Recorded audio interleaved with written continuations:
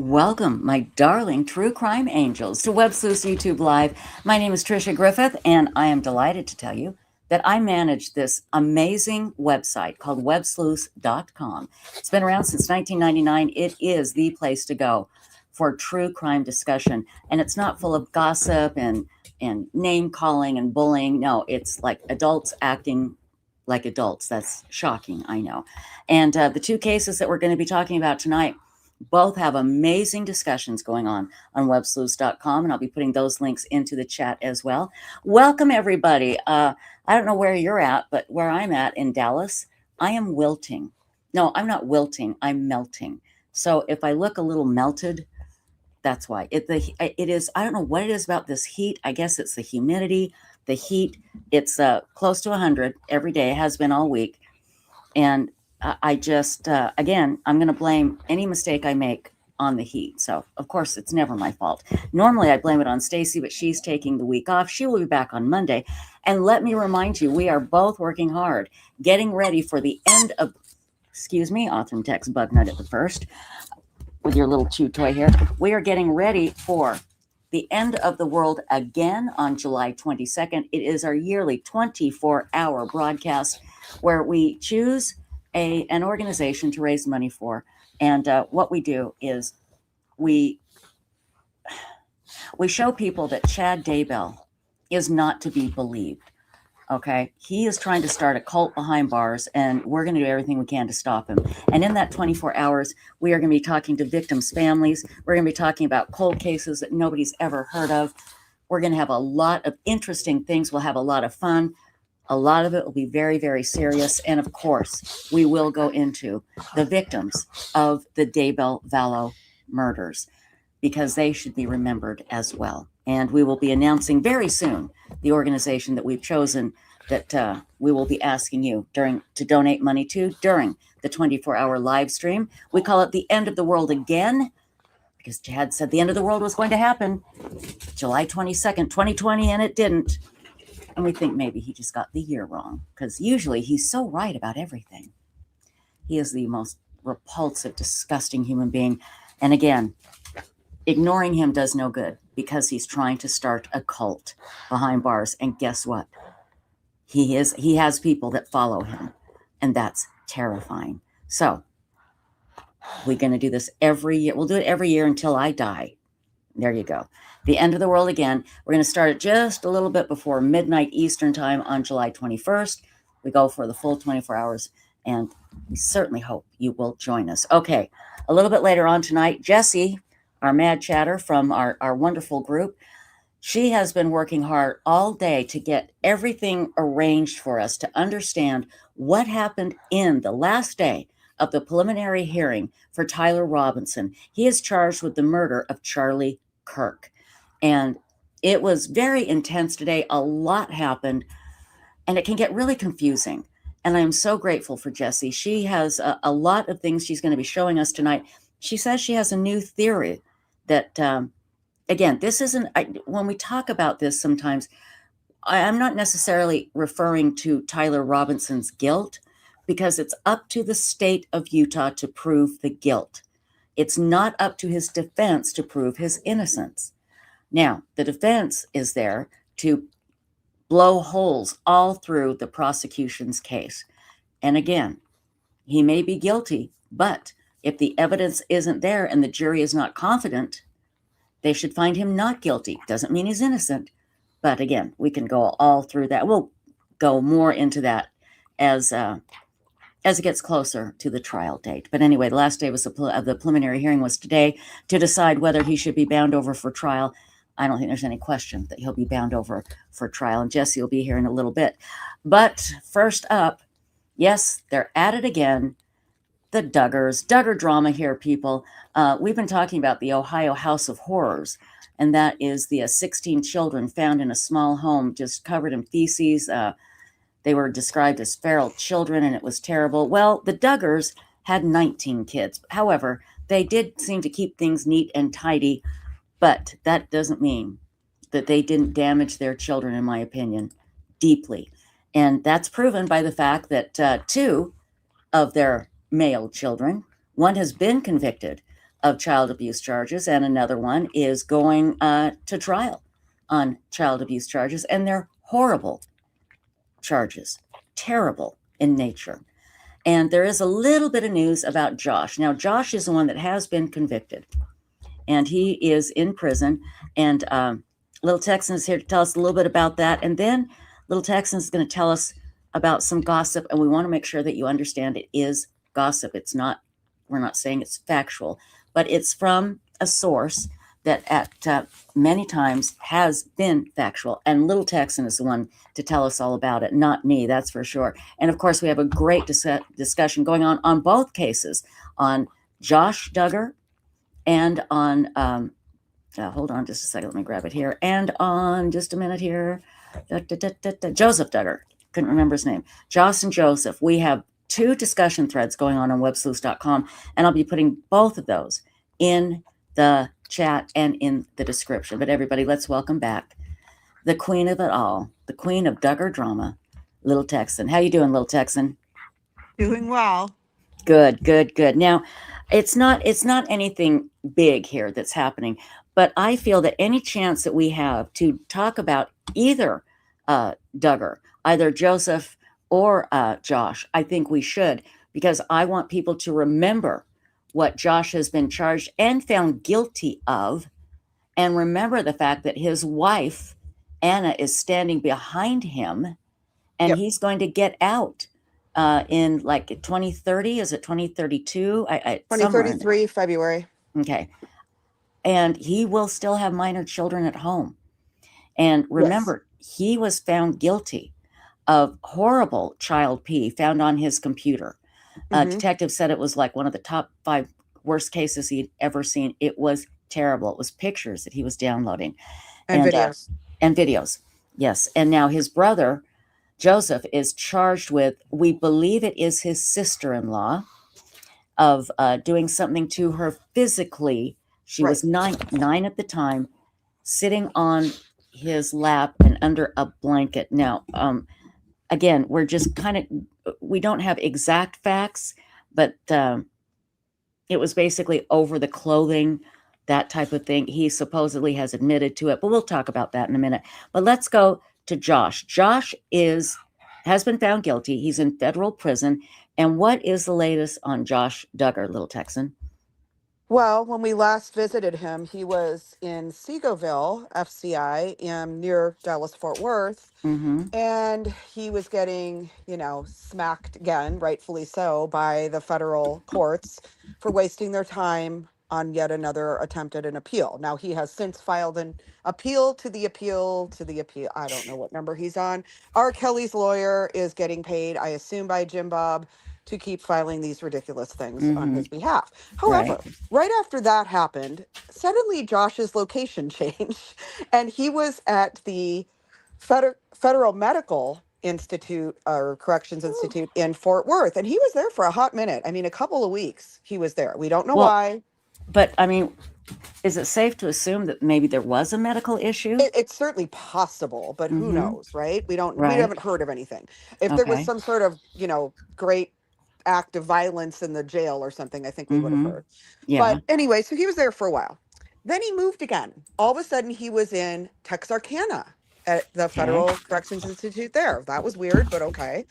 Then he moved again, and he was in Oklahoma City at a federal transfer center in Oklahoma City. So once he got there, we were all kind of thinking, well, this is a transfer center. They don't really keep them there anyway at that one. So he's going somewhere. Where is he going? And mind you, his family lives in Northwest Arkansas, Springdale, Taneytown, in the Fayetteville area. Seagoville was a pretty sweet location for him because that's probably, 5 or 6 hours drive for them, and he has in-laws. Well, his wife does. He has in-laws. She has a sister who live in Fort Worth. They have a lot of family in the Fort Worth area. He has a brother in the Fort Worth area. There are people that Anna, I'm sure, was staying with or visiting on her way to visit her trash bag husband in Seagoville. Well, so he's in Oklahoma City, and we're all sitting here waiting. Where's he going to go next? Where's he going to end up? Well, a couple of days ago, we got the latest answer. Now, will he stay where he is now? I do not know. But he is now at Elkton FCI in Okay. Lisbon, Ohio, which is really far east, northeast Ohio, practically in Pennsylvania. So he's in a whole other state. They've taken He's him out in of a whole Texas. other state. And so, of course, I Texas. went and checked how far of a drive that is from, Mm-hmm. say, Tawny Town, and it's close to 14 hours. Yeah. Now, here's the thing. Every male pretty much in the whole Duggar clan, except maybe Jim Bob, has a private pilot's license, which is always a problem because, these people can get around a lot more easily than I think they should be able to. But Anna has 7 children, and I don't know if any of them has a plane that big. So I don't think she's going to be able to get one of her brothers-in-law to necessarily fly the whole crew of them up there to see Right. her trash bag husband. However, it is about a 14-hour drive, but here's a little interesting factoid. She actually has a brother who lives 10 minutes from this prison in Oh Ohio. no. So she can Her go stay with brother, him. I mean, maybe her younger Mm-hmm. brother, Nathan Keller, he's a pastor at a church in like a teeny tiny church in Mm-hmm. Rogers, Ohio. And he lives there with his wife, Nuri Rodriguez Keller. Some of my deep snarkers in your chat will know who the Rodriguez family is. But Yes. anyway, he lives there with her, and they have 3, soon to be 4 children. I don't Mm-hmm. think they have a huge home, but you know how these families are. They cram people in Yeah, wherever. it doesn't matter how big the home is. So They can it did just, yeah. occur to me that she could call up Nathan, her brother, the pastor, Mm-hmm. and say, "Hey, I need to go see the dirt bag at the prison. I'd like to stay with you." So I don't know. Right. Well, time will tell. One, if he stays at Elkton, and 2, if we get any kind of inkling that she's really going there physically to see him or taking any children. Is there anybody in chat that can tell us what would constitute a reason for this Mm, constant moving around? right, That's what right. I wish I mean, we would I've could heard, have some. Okay. yeah, if you have a corrections officer or a former corrections officer, that'd Yeah. probably be our best bet of telling us why. So Neil this is Campbell. another low security Right. prison. Neil This isn't, Campbell might be able to tell us. I'm not sure, but yeah, but oh, go okay. ahead. Yeah, yeah. So, so he, it's low security. I did read it has a medical unit there. So if there's some sort of ongoing medical issue with this guy, Mm-hmm. maybe this is a different facility for that. I don't know. So it's not as if he got upgraded to worse security. But I Okay. have heard, and I wouldn't know if this is true, so don't hate me in the comments, but I've heard that sometimes you can get moved, at least theoretically, if you become too chummy with the corrections officers at your current facility. I Oh, don't know if that's true. oh, It there kind you of makes go. sense to me, That makes or like sense. too familiar with them, like too Mm-hmm. whatever with them. And I'm not accusing the Seagoville corrections officers of doing anything on his behalf. He is really, really not charming. He's like dried up gum on your shoe. So I don't really know if like he could even Oh, I love make a you. friend. You know what I'm You're right. saying? But I suppose anything is possible. Well, he could Um, bribe them, I think, yeah, and bribe do all kinds or of things. or or he Yeah. could. I mean, I've also heard maybe he caused too many disruptions in some other capacity. I mean, as much as I loathe the guy, I don't really think he's violent behind Right. bars. Oh, I Like, I think don't he's think too we've much had of a any indication that he's like throwing fists or anything. I think he's too much of a wuss to be I violent, agree. I you agree. know. So I don't know. Hopefully someone who's worked in a prison knows someone who works in a prison would know Mm-hmm. why after 4 solid years in a really cushy deal for him, they even had a special program at Seagoville to supposedly rehabilitate sex offenders, and he was there Right. with his people because that Mm-hmm. prison is chock full of them. Yes. This is a largely, a big male population as well, obviously in Mm-hmm. Elkton, but I was trying to look them up, a little bit online. I didn't see anything specifically about that type of program. Hmm. So I don't know why. I mean, that would be great to find out. It really would be because, again, it's just so odd that this is happening. It would make sense. Two things would make sense. One is that he's causing problems or he's too chummy, or Mhm. maybe he has a medical condition. But he has Maybe. seven kids. Did you say? He does have 7 children, unfortunately. Okay, here's 6, and Anna was pregnant when he went in, if I remember correctly. When he well, Or when did he she just went have her baby? okay, so when he got arrested, Mm-hmm. but was, awaiting trial. She was pregnant then. And then Okay. when he went to trial, she was pregnant. And then she Mm-hmm. gave birth like that fall. And then he went into the Washington County Jail for, I don't know, 7, 8 months, awaiting his transfer, his sentencing and his transfer to federal prison. And Okay. that's when she gave birth to their youngest child named, wait for it, Madison. No. Wait.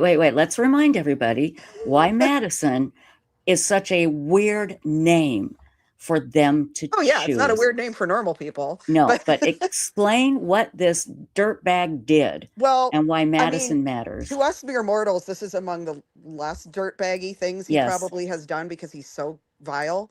But in their world, this was horrifying. Like, this Mm-hmm. was probably worse.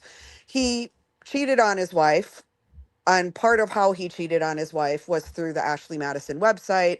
And of course, he didn't come clean about it or confess. He got busted in that whole leak of all the, names that came out from the Right. Ashley Madison website. That was before this child was born. Mm-hmm. And they always do M names. And yes, they had 6 kids, but they hadn't run out of girl names for No, the letter I M. could come up with a few There were other than several they could Madison. have come up with. Right. I mean, they could have used Michelle after his dear mother, There you go. so no, they decided Madison was a good choice. Oh my so God, that is so so yeah, crazy. she was tiny when he went off to Mm-hmm. prison. Not even a year. Good Lord.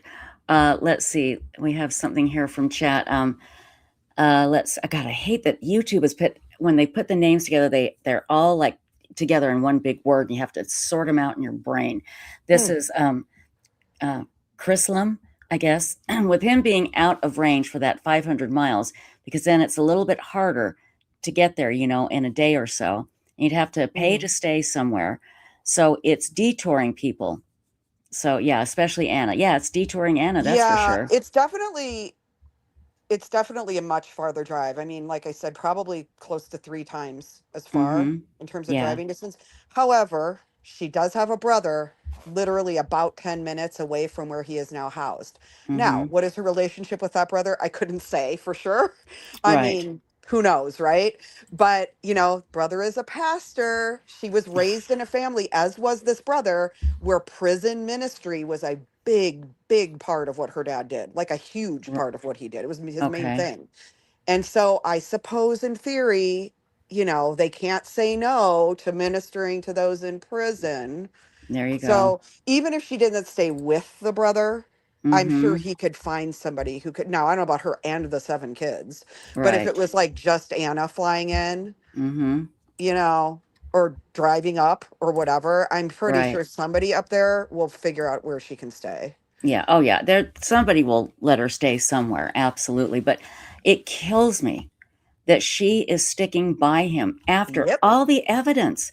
And I think it was Lindy too, or Lindy, that said in chat, because she believes that's what God wants her to do. And it's like I can't. I I mean, that's how just she was raised. You don't yeah you yeah. don't leave. They don't really believe in biblical reasons for divorce in their Mm-hmm. cult, in their specific IBLP cult.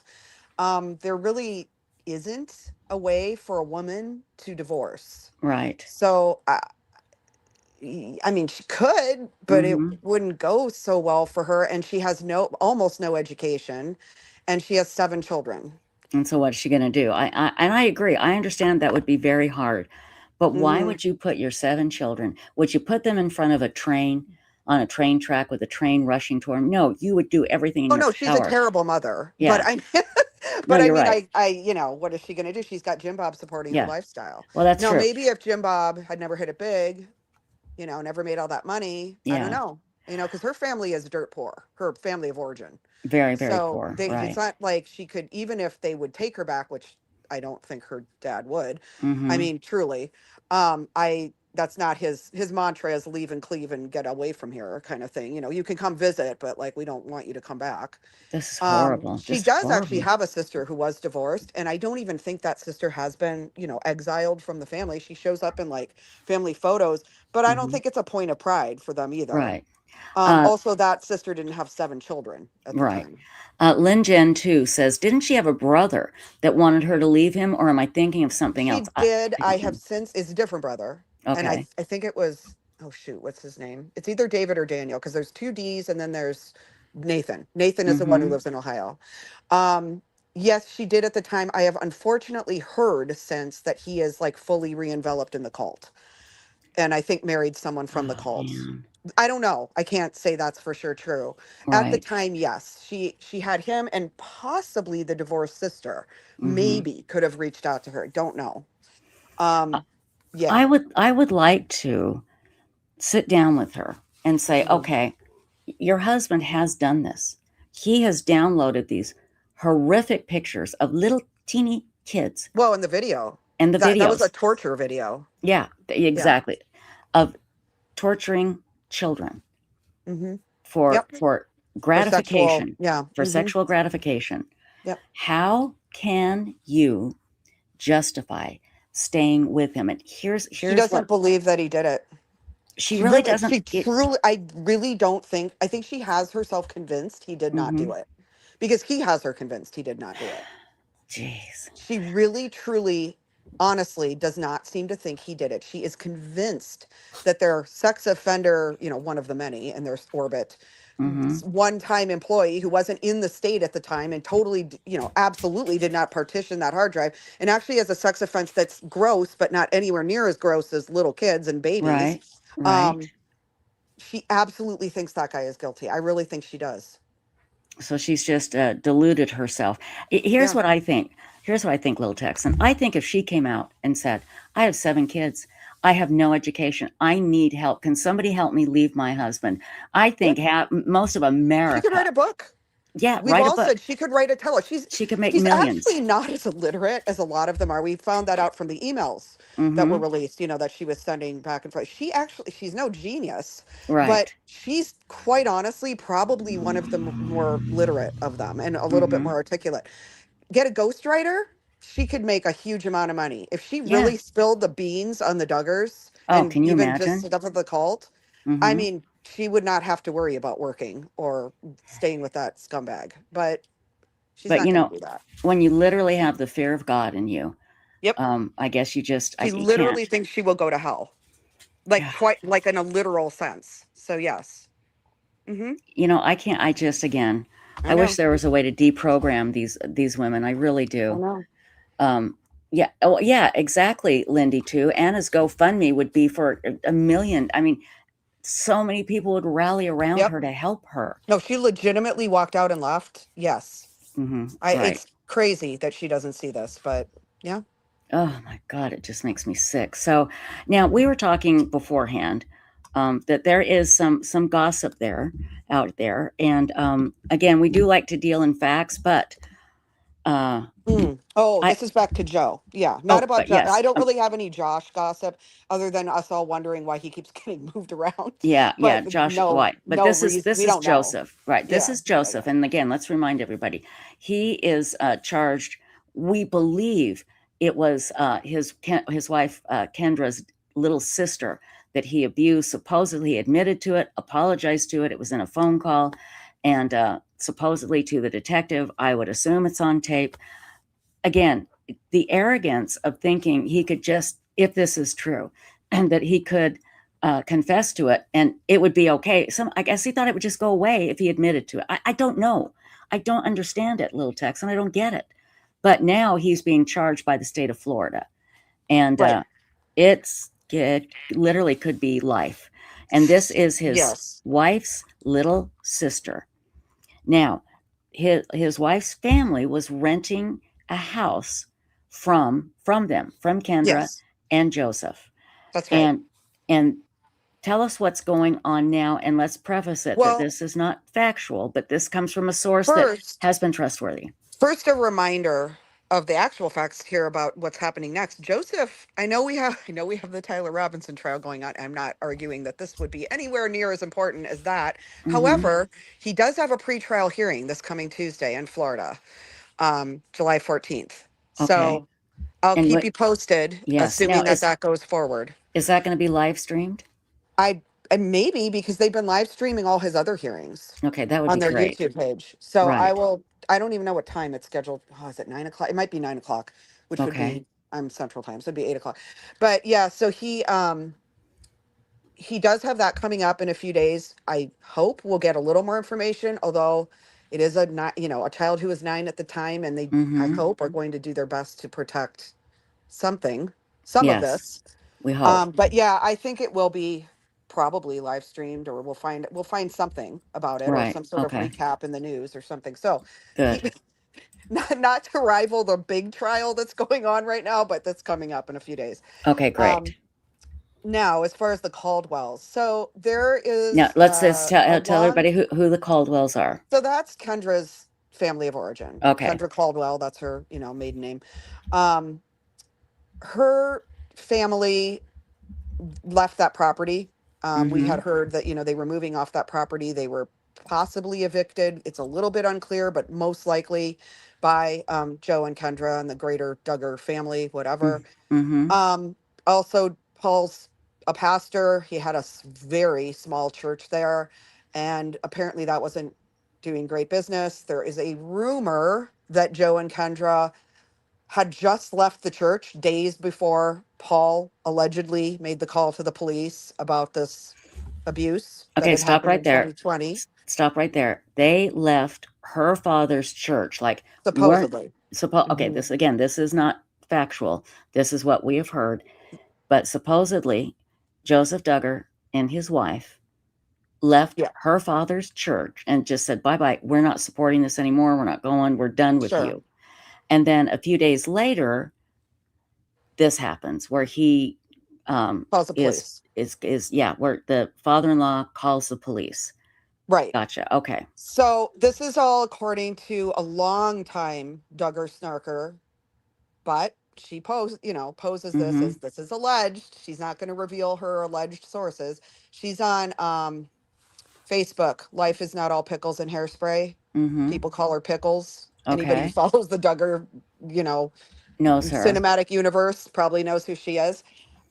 But anyway, so who knows? It's a Mm-hmm. lot of what she says seems believable lately about Yes. this, but so supposedly, so one of the factual things she said, this isn't exactly juicy gossip, but one of the factual things she has said that she can verify is that one of their other daughters, this is a different daughter. This isn't Okay. Kendra. This is also not the alleged victim. This is Lauren Caldwell, Mm-hmm. who's 26 now, I believe. She apparently just a couple of months ago graduated from some unaccredited Bible college in Menominee Falls, Wisconsin. Mm-hmm. Apparently there's graduation pictures online, so this is like provable, whatever. I don't know why they even bothered, because one, it's unaccredited, and two, Right. she's a girl, and in that cult, I don't really know that education, Yeah, what's they she going to don't do with they that? right. She can't do Any sort anything of with it. education, I mean, I guess Right. teach your own kids one day, but that's about it. Mm-hmm. um and so the rumor part, or the unverified part, is that supposedly the Caldwells, since they left Arkansas, or left that house in Arkansas, are now living in the Menominee Falls area of Wisconsin, Mm-hmm. possibly in a home owned by the college, I guess. And that supposedly Paul tried to sell his little church in Arkansas, but was unable to. And that he Okay. is still not working, and he's living off the GoFundMe money that they've been raising. I believe they've had a couple of GoFundMe fundraisers. So Wow. he And how has many? 8 Yeah. children still at home, although a few of them are in their 20s. Mm-hmm. Some are boy children, some are girls. He has his wife, who obviously can't work outside the home, and possibly his mother-in-law, though I don't know if she actually lives with them. So that's a lot of dependence. Um, That just if sounds you're so not, if you're the only miserable. one not working, no, Right. but That truly. So yeah, that's the latest on her family how movie. miserable. How miserable to Hmm. not be working and to be so broke And that there's no discernible reason why mm-hmm. this man can't work. He supposedly has worked as a, I don't know, mechanic is probably a little too strong of a word, but like a car technician, fix, oil change kind of dude, I think, Does have some He skills, some a little bit of supposedly skill. has some car skills Mm-hmm. that he has used in the past occasionally. He has all his arms and legs. He appears to be fairly able-bodied. He's like 50 years old. You know what I Mm-hmm. mean? Like Yeah. he could have some invisible disability. I mean, truly Mm-hmm. he could. But there's nothing I've ever heard that would cause him not to be able to work and Right. support all those mouths that he created to feed. Gotcha. Okay. So Right. I don't know. And obviously he won't allow his wife to work, so she's probably also able-bodied, but she can't because gender Mm-hmm. roles. And Right. the girls can't work because gender roles. And I don't know why. He's at least one son who's in the age of majority. I don't know why that kid doesn't work. Good Lord. So, I wonder if they're on state assistance at I all. mean, I would say they'd have to be Yeah, at they would this have to point. be. I don't see Right. how you survive. But Good yeah, Lord. yeah, And again, uh, they did get a little credit for actually going to a detective and turning sure. uh, Joseph in. But Yeah, again, was there a reason behind it? I mean, you would think that that would be enough of a reason to find out that your daughter had been I don't touched know. like that. But was it because he was trying to get even because they left Maybe. his church? We don't know. Maybe. I mean, hopefully, either way, the state of Florida won't really care about the petty infighting Right. between the families, and Right. will just go after the charge itself and, the accusation of the crime that occurred in their Mm-hmm. state Yes. on behalf of the victim, which is the child. Right. But I mean, I can only hope because, yeah, these people are catty and petty and, And yeah, I awful. don't know. Yeah, and Crislam said again, yes, Joseph confessed to the father, and then the father went to the police station. They did a forensic deal with the girl, and then with a recorded line called Joseph, and he confessed again with him. Yeah, Which, presumably. Yeah. yeah, this is what has been reported. Again, we have no way of knowing if it's actually factual. Maybe at this preliminary hearing on Tuesday, they'll go into some of that background. Yeah, I hope I so. don't I don't know. I mean, it's pre-trial, so I guess again, they're so similar to Tyler Robinson, but on, I mean, a very like smaller scale. I assume they're going to have to try to determine if they're going to take him to trial. Right. So, we'll see what comes out or doesn't. I don't think his attorney inspires much confidence, so this could be entertaining. I mean, he Yes. seemed kind of terrible in the little Mm-hmm. hearings he's had so far. I don't even know if the guy really knows the law very well. And Right. he's licensed in Florida, so he should. But we'll see how this goes on Tuesday. Well, again, interesting that he confessed on a recorded line if true. Yeah. Again, the arrogance of thinking that nothing would happen to him if he admitted it. Did Yeah, he? well, I Did he? mean, the thing is, the Caldwells and the Duggars, and bear Mm-hmm. in mind, again, Paul Caldwell being a pastor, their whole deal is you confess in front of the church. It's kind of like a public humiliation type thing, but not that Okay. public. You stand up in front of the church and you confess your sins. People probably, weep and cry or whatever, and then you ask for forgiveness, you're granted forgiveness, and it's done. And so that's what he That's was how they thinking. approach everything, Mm-hmm. whether you shoplifted or you raped a kid. Right. That's the procedure because all the sins are the same for them, Good Lord. literally It's just. equal. So, I mean, quite, they really truly believe that. I'm not being Mm-hmm. hyperbolic.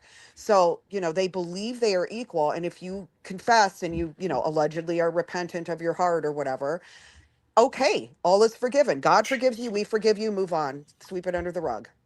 No matter what it is. Pretty Good God. much. I Yeah. mean, think about it. If that was, excuse me, hold on one second. If that was my little sister, I would kill my husband. I mean, I would. I I would mean, I'd be. kill him even if it wasn't my little Well, yeah, sister, but yeah. If yeah. I found him doing this to a 9-year-old, I'd kill him. I mean, my God, let Yeah. alone stand by him. No, instead they went on the recorded jail calls that were, FOIA'd later. And she says at the end of the one of them, "Do you still love me?" What? My Yeah. God. So, I mean, uh, Yeah, you do still. Well, again, the yeah. women are taught to be Yep. subservient, and it's all about pleasing the man, make the man happy. I Here he mean, is, as and far as she's concerned, that was infidelity and it must have been her fault. because she didn't do enough for him, Something she didn't do something. Yeah. right? So And she that's nagged how. him. She Yeah, didn't do something. She wasn't joyful, not only joyfully available, but she wasn't joyful enough. She wasn't, you know, pleasant and encouraging enough. And he cheated on her. So, yeah. Yep. unbelievable. But he I confessed. So it's all good. So it's all good, and so he was able to But so you don't really confess. need to get the government involved. Yeah. Yeah, what? Mhm. Why bother? Yeah, Mhm. because he did it in front of God, and God forgives you. The church forgives you. So just Absolutely. move on. Yeah. Okay. Men will be men. Boys will be boys. So I wonder. I know Jim Bob is clueless, and I'm sure Michelle Duggar is clueless as well. But I have to wonder. is there just a little seed of, oh my God, what have we created? I always Two want to of their believe kids. somehow Michelle. I don't know why. I just feel like she just wasn't. I mean, she's not brilliant either, but I feel like she was by far the smarter of the two in terms of like Yes. intellect. Mm-hmm. And I just feel like there has to be part of her that thinks that occasionally, although I bet she really shoves that down. She'd I have mean, to shove it down way far. 20% of her sons are Yes. in really deep trouble in horrific Mm-hmm. accusations and charges and convictions. Really terrible, terrible. I mean, I would wish my kid was a shoplifter if this was the option. Oh, I mean, yeah, exactly. shoplift away, I mean, this is Yeah, awful. this is So, just yeah, terrible. just terrible stuff. So, I don't know. I mean, no, Jim Bob, I mean, he came from an abusive home. Mm-hmm. I he's got to be smart enough to know that it isn't good, Mm-hmm. but uh, sweeping it under the rug. I mean, his mother, I'm not saying it was the same exact crimes or Right. things, but his mother swept a lot of abuse under the rug, Yeah, because so his father was horribly abusive and nobody he was protected at him. a And minimum violent. yeah, Yeah. just So, awful, awful, yeah. awful. I want to thank Bellatina. Thank you so much for the super sticker, my dear. Now remember, any money raised on this channel goes directly to DNA Solves, which is a part of Othram. That money goes to those really, really expensive DNA tests that need to be done on the remains that have been found. Sometimes they have so very little to work with, but at the very least, the families will get the answers that some of them have been waiting for decades to find out. And the testing can also find the killer a lot of times. So if you make a donation, either a super sticker or a super chat, that money literally goes, doesn't even stop, doesn't pass go, doesn't go anywhere near us, goes right to DNA Solve. So thank you, Bellatina. I do appreciate that, my dear. Well, okay, so Tuesday's actually going to be a big day in Yep, Duggar drama. it should So be. we'll definitely plan on having you on. And if you find out it's going to be live streamed, let us know and we'll live stream it for sure. Okay. Okay. Because Yeah, we'll do. I really want to see this. I have a need to see both of these guys just get it. Just, I don't want to see Josh released early. And let's go back to Josh for just a Oh, I second. don't And think then we're he's going to, I don't think he's going to get out early at this yeah. point. I mean, very early. Yeah, but I want to go back to Josh, and then we're going to bring Jesse up here to talk about Tyler Robinson. But okay, let's say it's 2033 and they get out. He's not going to be allowed to be around children at all, I would think, even supervised. Or do we know Minimum that? 20 years, I think, of probation. And I think, I don't know if they can ban him from being around his own minor children, but what I would assume have to be supervised. So I don't think we know all the terms yet, but Yeah. I would think other minor children would be a bigger problem. Well, But and they live on that that they farm live with on everybody else. acreage. Yeah, like a Yeah. compound. Yeah. But again, I mean, supervised, would they say, well, Anna, if Anna's got to be there? Well, I don't think Anna would do crap. She didn't do crap when he was just on his like little Except detention, like exactly. his house arrest type stuff. Right. Yeah, Right. I mean not that anything happened to the children then hopefully, that we Mm-hmm. know of. But I don't think she was a great supervisor. No, I don't think so either. And I don't think I don't think she'd stand up to him and say, what the hell are you Oh doing? no. Well, You he's know? her headship, so she definitely wouldn't do that. Oh God, it just makes me absolutely makes me sick. And Doretta's daughter says, "Hey Jesse, looking forward to today's scoop. We are hearing all the gross stuff on Duggar drama. Lil Texan is so great, and I agree absolutely. Lil Texan, you'll stay with us while we talk Oh yeah, about. yeah. I want to hear the latest. I'm only up to date through yesterday, so I'm excited to hear the latest. Okay, yeah. Well, Jesse is so great about Great. getting us updated. So let's bring Jesse up from the Mad Chatters. Jesse, how are you doing tonight, my love? Good. How about you guys? We're doing great. Now, I understand today was the last day. Did it actually end today? Did the preliminary hearing for Tyler Robinson actually end today? No. Oh, it didn't? Oh my gosh. The judge said it's going to end no matter what, but no, it didn't. Well, it's a little bit of a convoluted story there. So it was a bit of a surprise to, I think, a lot of people who haven't really had a lot of experience with Utah courts. But we kind of got a hint of what was going to happen yesterday. So they finished all of their witnesses. And I guess that was the goal all along. And they actually finished by about noon today, which was pretty surprising because we thought with all the back and forth that we were going to be really behind. But it actually finished at about noon today with all the witnesses. And so from what I have researched and found, they are now going to each individually write their briefs, and those will get presented to the judge. And then on September 1st, they will both have their time to do oral arguments, and the prosecution and the defense will each be allotted 4 hours to do their kind of like a closing statement. Okay. And so they get to fight it out for what they want the judge to consider. And then he will make his ruling after that September 1st hearing. Okay.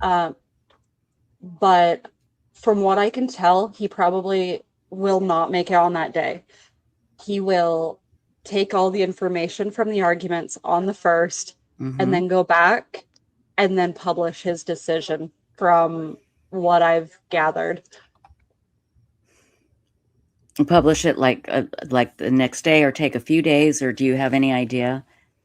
From what I've seen written about this particular judge, he is still very new. When he got this case assigned to him, apparently it was random, like in how they assign cases. Yes. But he'd been on the bench for 56 days when he was assigned to this case. Whoa.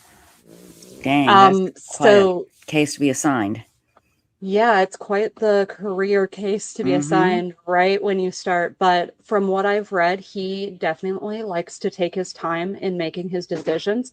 So I do feel that he will probably take several days to come to a decision and write it all out. Probably check with other judges, run it by them before publishing it. Gotcha. Okay. Well, now you've given me some great timestamps here, and I just want to make sure here. We have day 1, we have day 1, 2, 3, 4, and 5.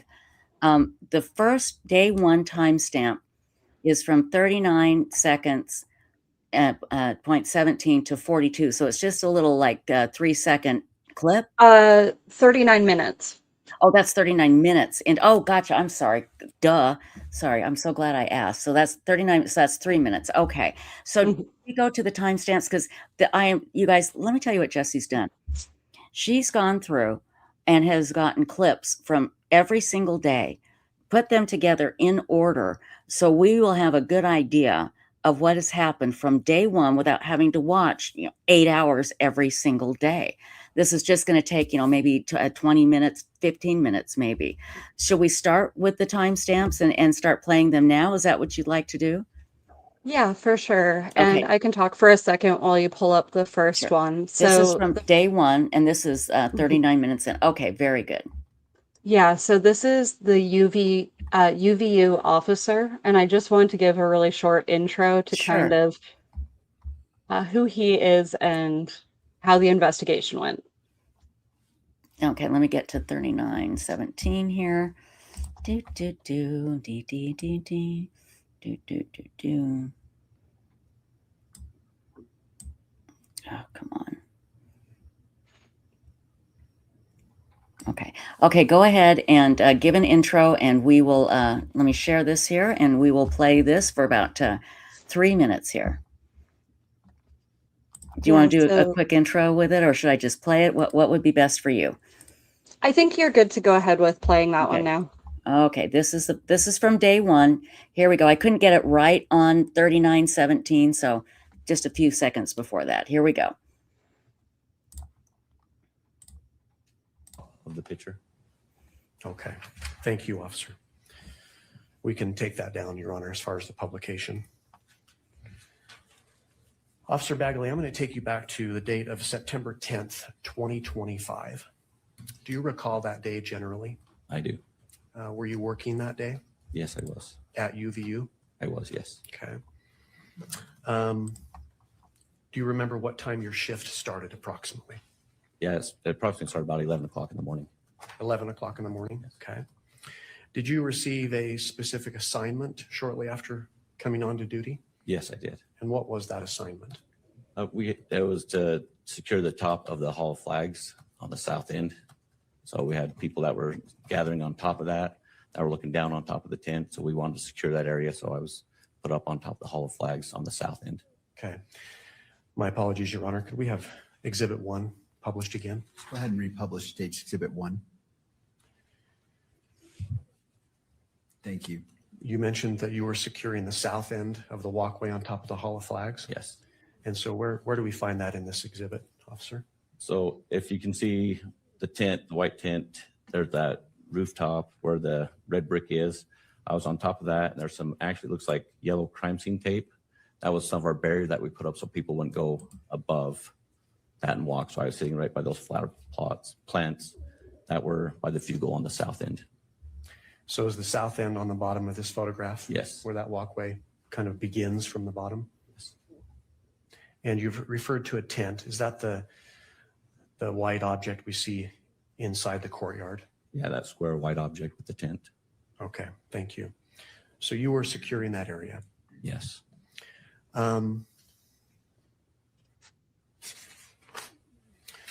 Did you have the opportunity that morning, you mentioned you checked on about 11 o'clock Yes. that morning and later to walk around campus that day? Yes, Did you walk along the Hall of Flags that day, I did. that walkway? Yes. Did you visit the courtyard that day as well? Down below, yes, on the south end. I was down there. Okay.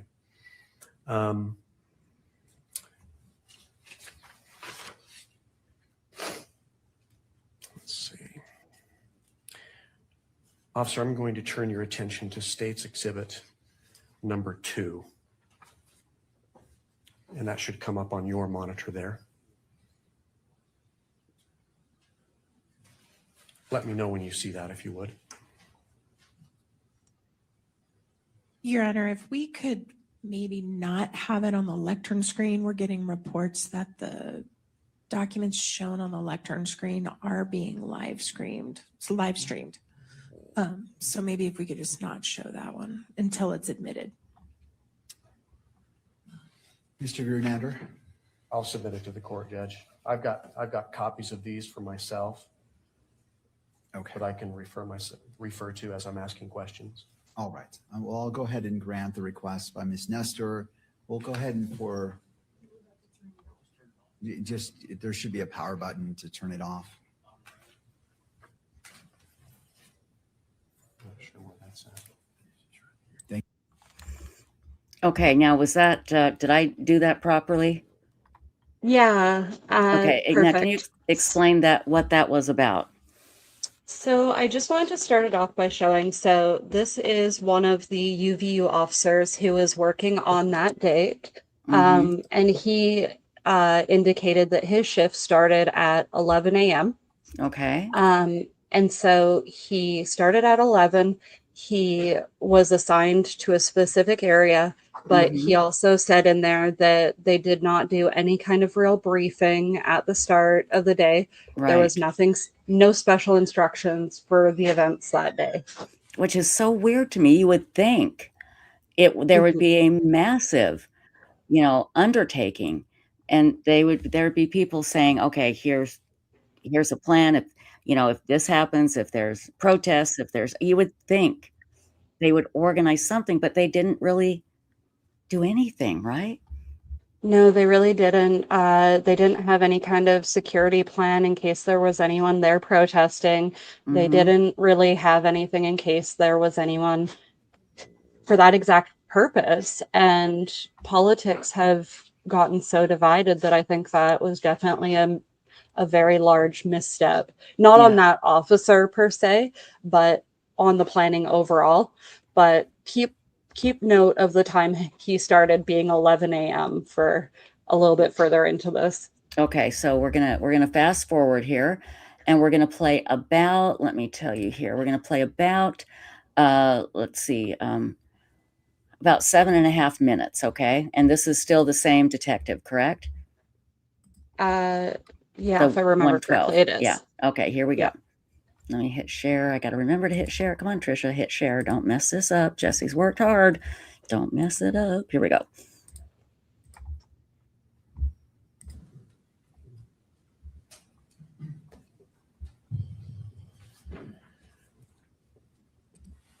So you were you were securing the Hall of Flags walkway, correct? Yes, On the south end. yes. What was happening that morning, that day at campus, at UVU? I came in to do a shift for a special event where we had a guest speaker come in and was going to talk to the students and people around the neighborhood. Do you know who the guest speaker was? I do. And who was that? It was Charlie Kirk. Did you see Mr. Kirk that day? I did. When did you first see him? When he arrived on campus, just behind the west side of the Hall of Flags, I saw him pull up. And can someone access the courtyard through that area? Yes, they can. How so? Where he pulled up underneath the Hall of Flags is a opening to where you could drive a car underneath. So there's access right there. You could walk or drive underneath the Hall of Flags. And you saw him arrive? Yes. Okay. Can you describe what you were seeing? What did you observe? On that day, I observed Charlie going back, doing some meet and greet with some people, getting some photos taken. He then came underneath the Hall of Flags and went to his tent, and he was there answering questions and talking to individuals that would ask him questions. The tent you're referring to, is that the tent that we see when it was set up in the courtyard? Yeah, that white square tent. The white top? Yes, he was Okay. under that. Fast forward to about 12:20 or so a little bit after noon, the noon hour. What happened? What did you see and what did you hear? I heard an individual talking to Charlie, and I happened to kind of glance over the edge of the railing about that time. I could see the right side of Charlie's shoulder, so not his whole body, because he was underneath the tent, so I could only see probably the right side of his body. He was answering a question, kid asking him a question, and then I heard a shot fired. Do you know what time that was? Yes, What time was that? 12:23. What did you see? At that moment, I saw him lean to the left, so When you say him, you see Charlie. Charlie? Charlie Kirk. So I saw him go to the left because I could no longer see the right side of his body. So he went further underneath the tent to the north side of the tent, so left. Okay. Can you describe the reaction of others that were there? Yeah, so then everybody started getting up and starting to run in more of a chaos kind of situation. Before you continue, can you describe a little bit? So you mentioned Mr. Kirk was answering questions, talking to individuals. Yes. Were there others present? Yes. Any idea about approximately how many? How would you describe it in your terms? In my terms, I'd say when I was up there looking down, I'd say there's several thousand people, because you had it on the grass that was jam-packed, in the amphitheater sitting on the grass. You had people standing on the back up along the cement. You had people that were on the second level, the Sorensen, and over by the Woodbury building. There's another level there where a lot of people were standing and watching. So it was pretty packed, several thousand people. You mentioned you heard something. What did you hear again? I heard a gunshot. Okay. And can you describe you described Mr. Kirk's reaction? Was that simultaneous to hearing the gunshot? Yes, it was. When he fell to the left? Yes. Did you see the reaction from the crowd? Yes. What was that? Everybody kind of got up. They all said, a lot of people were screaming, standing up, and starting to run in all different directions away from the center of the tent. Okay. You're a police officer helping to secure the area, correct? Yes. What did you do? At that moment, I recognized it as gunfire. I left my post, which was right there on the south end of the Hall of Flags. I proceeded to right where the Fugle and the Hall of Flags meet. There's some outside stairs that I was starting to run down. As I was trying to get down to the bottom of the stairs, people are running up, people are laying down on the steps. I'm trying to jump over people to get to the bottom of the stairs so I can help stop an individual that's probably shooting. What happened next? By the time I got to the bottom of the stairs, I was informed on the radio that we had a shooter in custody. So I thought at that moment, I was like, oh, that was kind of fast. Obviously, it was close range probably. because we had an individual in custody. Another officer came on, said we had an individual in custody. So I decided to, since the threat is gone, now I can assess for anybody that's injured and start looking for any medical needs that's needed at that moment. I started canvassing the area. As I canvassed the area, I was looking for anybody that was injured. I saw a kid on the ground that was on about the second or third tier in the grass next to a wheelchair, and he was almost convulsing. I thought he'd maybe been shot. Talked to the dad as I was running over there. He said that he was just having a seizure, that he was fine, he was not injured. So then at that moment, I observed that there was no other injuries that I could see at that moment. Okay. Was your attention drawn to anything else at that time? Yeah, so after we got some people kind of cleared away a little bit, I thought I needed to start preserving the scene because we had a crime scene. And with some of my experience and training to that effect I decided now we need to contain the scene and help preserve as much evidence as we can. So I started pushing people off the grass, out of the courtyard area, because I knew that's where the crime scene was. So as we started pushing those guys out, my chief Long, that was right next to me, I looked down and saw an empty pistol holder that was sitting just on top of the grass. And at that moment, things had died down just a split second. I realized that the shot I heard was more of a rifle shot and not a pistol shot. And what causes you to say that? Just from being around firearms through all my trainings, the difference is, a handgun is more of a short bang pop sound.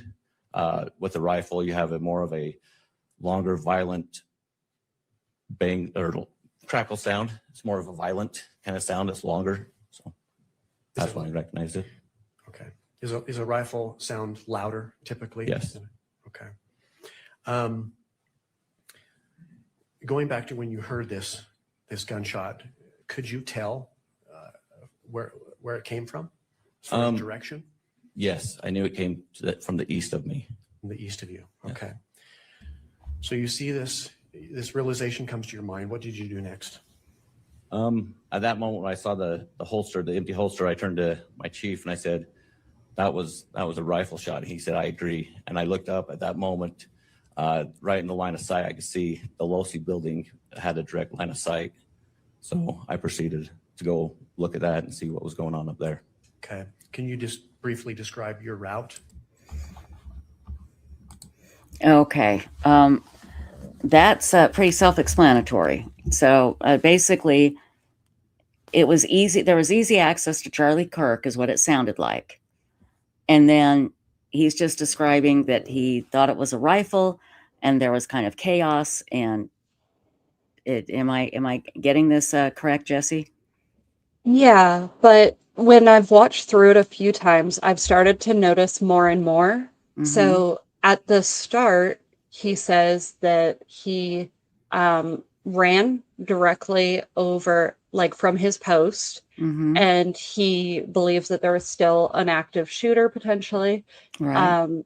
So he was trying to get down to the grass. And at that point, he heard over his radio that they had caught somebody. Mm-hmm. And so he figured that it must have been a fairly close range, the shooting. Okay. And then it kind of shifts over the next few minutes for some reason, where he was like, okay, they've already got the person. Then they end up, him and his chief in the same area, they find a holster on the ground. And he's now saying in that moment that him and the chief looked at each other and they're like, oh, it was a rifle. So the holster is not Doesn't relevant. matter. Right. And right. they left it. And then he just talks about from there that he headed over to the Losi building, I think it's called. So he's changing his mind very minute by minute based on what he's not just relying on what he heard. He first went, okay, I heard it over here.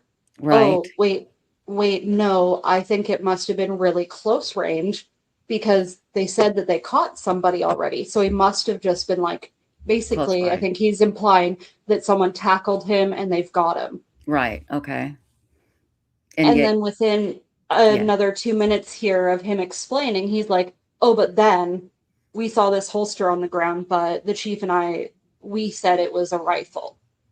So yeah, that's so, to me, that's always bothered me, because it's like, even if, until you test it, until you find the weapon, can you absolutely say for 100% certainty that it was a rifle? I mean, you know, it bothers me. It bothers me that they didn't pick it up and bag it. Just, you know, because who knows what it could be connected to. There was a lot of evidence that was just like, oh, we don't need it. And so weird. The next part that we play from day one is probably one of the most irritating. So the next part, Okay. we'll pay a lot of attention to what he says about his body cam and how problematic it's going to be for the case. Got it. Okay, let me make sure I've got this lined up correctly. At 2 hours and 10 minutes into the video, let's make sure I have that right. 2 hours, 4, there we go. Gonna make it just a little bit before 2 hours and 10 minutes. So we'll wait. We're gonna make it about 10 seconds earlier than that. And here we go. Pay close attention, everybody. Now remember, this is all going to be brought up in the trial. And I don't think this is going to prevent him from being bound over for trial at all. But the defense is going to jump on this. And all they have to do is create reasonable doubt. They don't have to prove he's innocent. They just have to blow enough holes in the prosecution's case to prove reasonable doubt. So let's pay close attention to this. Here we go. How long do you think between the shot being fired, did you hear that? I was in, like I said, trying to get down the stairs, jumping over people, trying not to step on people as people were fighting up. Within 30 seconds, maybe. Right. So they pretty much instantly had someone in custody. Yes, and that's why I was quite surprised. Were you aware of where the person was taken into custody? Right down by where Charlie Kirk was sitting by his tent, somewhere down there. So in the courtyard area, the person would have been in the courtyard area at the time of the shooting. Yes. Was that person in or near or around the holster in any way? No. You don't know? No, what he wasn't. Where the holster was up on the top level up there, and it was where when the incident happened, when Charlie got shot. Within seconds, the other officer that was down by him said that he was in custody with the prisoner of the shooter. So they had been within right there. You didn't at that time. It was your understanding the person they took into custody was close by Mr. Kirk. Is that right? Yep. But it didn't occur to you that, well, that's not where I heard the shot come from. They must have the wrong person. I should talk to somebody. During the chaos moment, no. They said they had a person in custody. I figured those guys saw something I didn't see. They took the person in custody, and I thought that was him. Okay.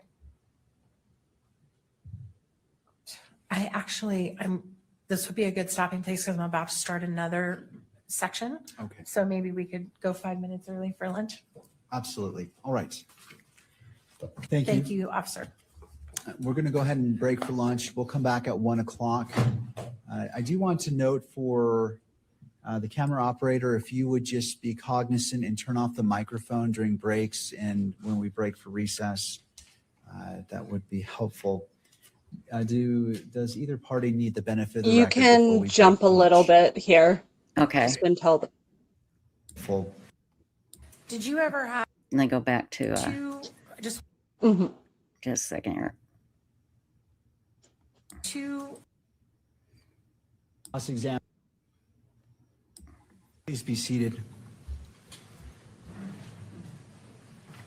Court is back in session. Noting the presence of counsel, I believe we left off. Cross-examination. Ms. Nestor, are you ready to proceed? Yes, may it please the court. All right, you may. Good afternoon. Good afternoon. I do want to circle back before I start my new section on I just want to specify two things. First of all, we talked about that you had no briefing or no materials about security on campus for this particular event. Did you ever have any operational or tactical plan that you were given for that event? For this event, no. Okay. And you also mentioned that you done SWAT in the past. Yes. Were you a sniper? I worked well with them, but I was not a sniper. Okay. So when you, okay, just strike that.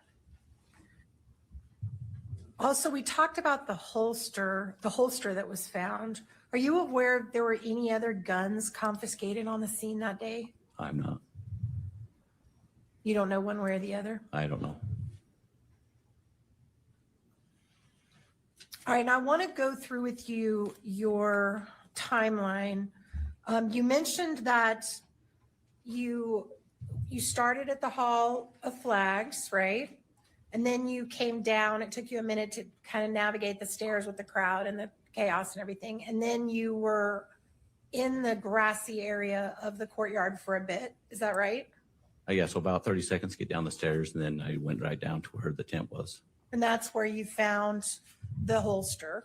No, the holster was up higher. So I went down by the tent, so it's lower level. So as I came down towards where Charlie Kirk was shot, I went down towards the tent to assess to see what was going on down there, because I didn't know exactly what. I heard the gunshot, didn't know exactly what was going on. I'm sorry, I missed that you went down to the tent. So let me ask you about that. So what did you do when you got down to the tent?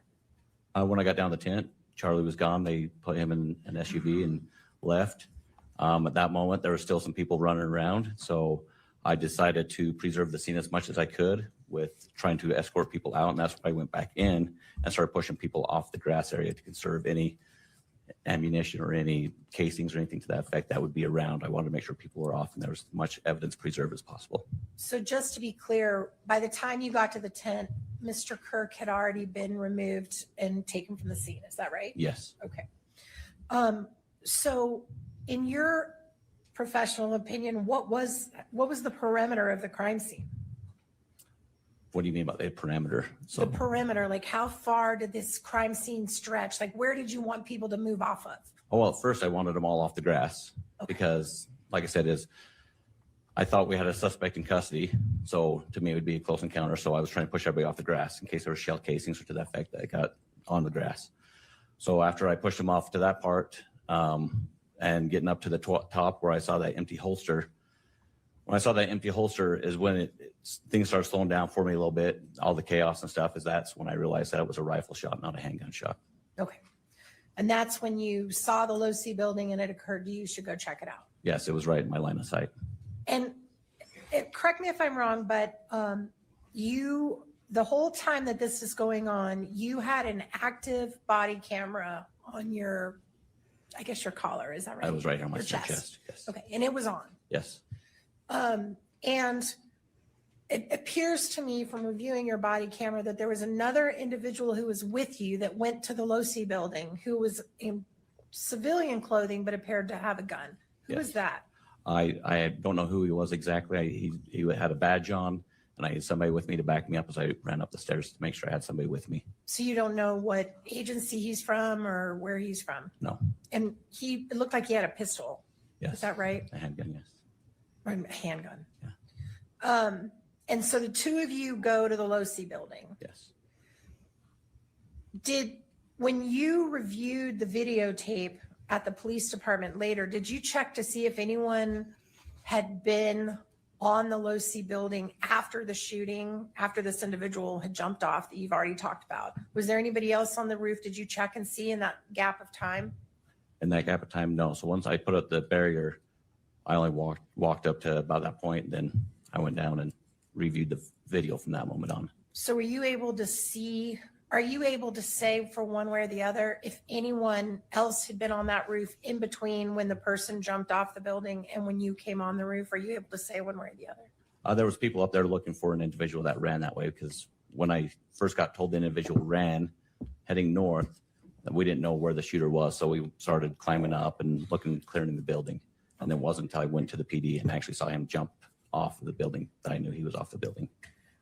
Let me rephrase that because I think I either asked it badly or you misunderstood me. So let me go back again. So from the time that the individual that you spotted on the video jumped off the roof, right? The individual that you thought was in the prone position. Okay. Between that and when you got on the roof, did you ever check to see if anybody else had been on the roof in that period of time? Yeah, and I didn't see anybody. So you I did didn't watch, notice anybody. you didn't, did you look on the video to see that entire, okay, that's what I'm asking. So you did not review the video to see if there was someone between you, that individual jumping off and you coming on, if anybody had been on or disturbed that scene in any way? Okay. But once you put the tape up, then we're confident from that point on the scene was preserved, right? By the way, where did you get that tape? Officers responded on the scene that he was down on the bottom and threw it up to me. So Okay. So you didn't have it on you? no, And you didn't leave the scene to go get it? no, Someone threw it up? yes. Great.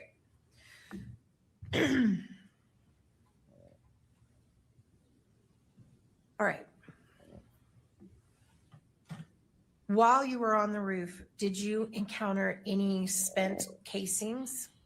As a matter of fact, no, that's why when I saw the prone position where a person would be laying down as a sniper, being around guns and snipers all the time, I was looking for a spent shell casing. I couldn't see one. I was looking over the edge, looking all over the place, making sure the gravel wasn't disturbed, and I couldn't find a shell casing at that moment. And that would be, the reason you would be looking for that was because some types of guns, when they shoot, eject a casing automatically, right? Some Yes. do, some don't, Yes, right? And then you also didn't find any unshot bullets. no, Okay. Are you aware of there being a bullet found on another roof I'm not. aware. vicinity?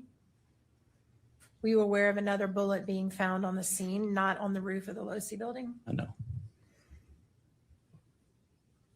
All right, your body cam footage that I reviewed appears to end while you're still on the roof.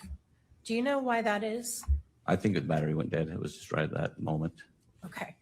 And do you know, did you ever turn it back on that day or go get it? I don't know. What do you have to do? Charge it or stick a new battery in it? I don't even know. Usually dock it, but no, I didn't go back. It was too chaotic running around. So that 27-minute and 35-second body cam that starts when you're at the Hall of Flags and ends while you're still on the roof, but haven't put the crime tape up yet, that's the only body cam you have that day? Yes. You mentioned when you went to the police department, you watched the video where you saw an individual up on the roof, Yes. right? And that individual was in the vicinity where you saw the disturbance in the gravel. Yes. And when you looked at that video, were you able to identify the individual's face? I know. Were you able to identify any markings on their clothing? I know. Were you able to identify their height? No. When we looked at the picture of I think you called it the sniper perch, so I'm going to use your words. It looked like there was a measuring tape laid out next to it. Were you present when they measured like the distance, like how tall that person would have been? I was not. So you don't know what that is? I don't. Were you able to tell the person's weight from the video that you saw? I can tell he wasn't heavy set. So Okay. I'm more of a skinnier person. Could you identify what shoes they were wearing? I could not. Could you identify anything about a hat or what was on their head? At the moment, no, I couldn't. And did you see a gun in the video? I saw a long black object in the left hand as he was running across the roof. And in fact, did you describe that in your report as a bag?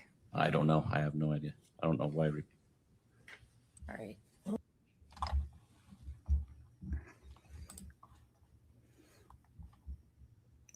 Okay. Interesting. Okay. Now this is the last clip from the day from the first day. So Jesse, go ahead. Yeah, so I think just listening to him going through, it sounds incredibly scattered. It doesn't sound like there was any preparation, and his mind changed several times, which everyone can understand. Oh, that absolutely. Right. in a really stressful situation. But there's definitely some things where you're like, okay, there's a lot that should have been done here that definitely wasn't. And I feel like it just started to show a lot of holes in the investigation. And it's incredibly problematic that his body cam died. And then following that, he was supposedly the one who found the indentations in the gravel where they said the sniper or the shooter would have been laying. He was the one who, I believe they said, found the screwdriver. And when he found the holster, all of that stuff, his body cam wasn't working. But he says the battery is dead, but he came on shift at 11 a.m. and the shooting happened at 12:23. That camera is supposed to have about a 12-hour battery life. Right. So what happened? What happened there? Why was there so little security and so little as far as any kind of backup for the body cams? And I just about had a heart attack when he said that in the middle of all of this, some guy who appeared to have a badge, but he had a gun, said, "I'll back you up." And they just ran off together. I'm like, yeah, that could that's be kind the of shooter. scary. Yeah, that could have been the shooter that telling him that he'd back him up. Again, it was so, and I'm not trying to make excuses, but it was so hectic. And I don't think they had any contingency plan for something like this happening. They just didn't think it would happen. You know, I'm not trying to be flippant, but it's Happy Valley, people. And this was a place that Charlie Kirk was loved. They didn't, we're seeing all these holes now. And the defense they are going to absolutely capitalize on these. And I'm going to stress it again. They just need one person on that jury to hang the jury. And this is just the beginning. Now, we have 4 more days, but we only have 1 clip from each day that you've put together. And again, I really appreciate this because this is what the defense is going to do. They're going to, and this is just the few things that you have found, Jesse. I mean, can you imagine what their team has found? I can't even begin to imagine what is going to come out in court because there were so many more things that I want to include, but we would have been here all night. Right. So I picked just a few. So there's one clip that's a bit longer from day 2 of Agent Hull. And there's a few really problematic parts in his statement. I actually don't have one for day 3. Okay. Because that day was just kind of a dumpster fire. Right. That was the day that was supposed to start late. And then they just... in the afternoon. And they argued all day. Yeah. They basically spent the entirety of it arguing. And nobody wants to rehash that. Yeah, so exactly. There's one clip that's really short from day 4. And then we go on to today. Right, which there's a couple of clips from today. But let's go to day 2. And this clip is, about 18 minutes long or so? 17 minutes or so. But this is one of the agents who was sent there. And he's supposed to be the one who is more experienced. Okay. So listen carefully. We're going to come back and talk. But Little Texan, I want to go to you. What are your thoughts on this? You've been, you've been wanting to follow it. What do you think so far? Yeah, I mean, I'm kind of with the chat. These little departments, they're just not used to this. It is unfortunate they didn't have some sort of emergency plan in place. They are a college campus, regardless of who is coming to your campus. Just on a regular day at a college campus, you should probably have some kind of active shooter protocol in place. You would think. But it is apparently a small-ish Very campus. small. Yeah. And again, the nickname of this place is Happy Valley. And I can just see the attitude being, well, nothing will happen. Everybody loves Charlie Kirk. It's going to be a great event. And and isn't that kind of his deal too? Was like he didn't want people to feel that they couldn't approach him or something? Right. He was very approachable, very friendly. Yeah. And so, but remember, and this is why I appreciate what Jesse is doing so much, because The defense is going to use this and so much more. So whether you believe he is guilty or not, it's important to see this and understand this is going to be the battle that they're going to be serving up. And with all these conspiracy theories going around, I mean, this is just going to add fuel to that crazy, crazy fire. So let's go here. This is a day 2. This clip is about 17 minutes long, but listen very carefully, everybody, and then we'll come back and discuss. Let me get to it here. Here we go.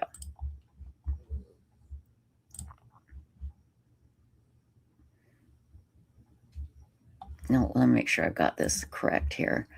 Yeah, I got it a few seconds early, so here we go. Investigation? Yes. March of this year. March of this year. Yes. So you were involved in this investigation from September to March, basically. Yes. And your new position at Post, what is your new position? I'm an investigative sergeant. So you investigate potential wrongdoing of police officers? Correct. Okay. So when you were first brought into this case in September, is it my understanding from your testimony that you were not engaged in any way with this event prior to getting a call after the shooting? Is that correct? Correct.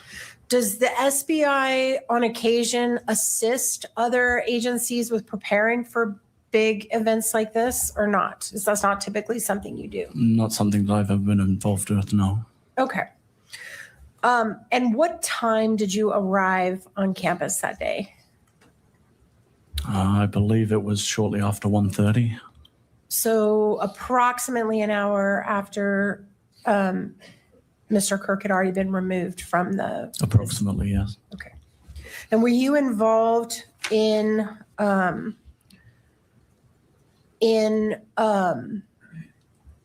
putting up any drones into the air? Were you part of that or were you not It's involved? not, no. So how quickly after you arrived on scene did you become aware that you were actually going to be in charge of the scene? I believe it was approximately an hour after, so what would have been approximately 2:30. So for the first 2 hours, you were not in charge?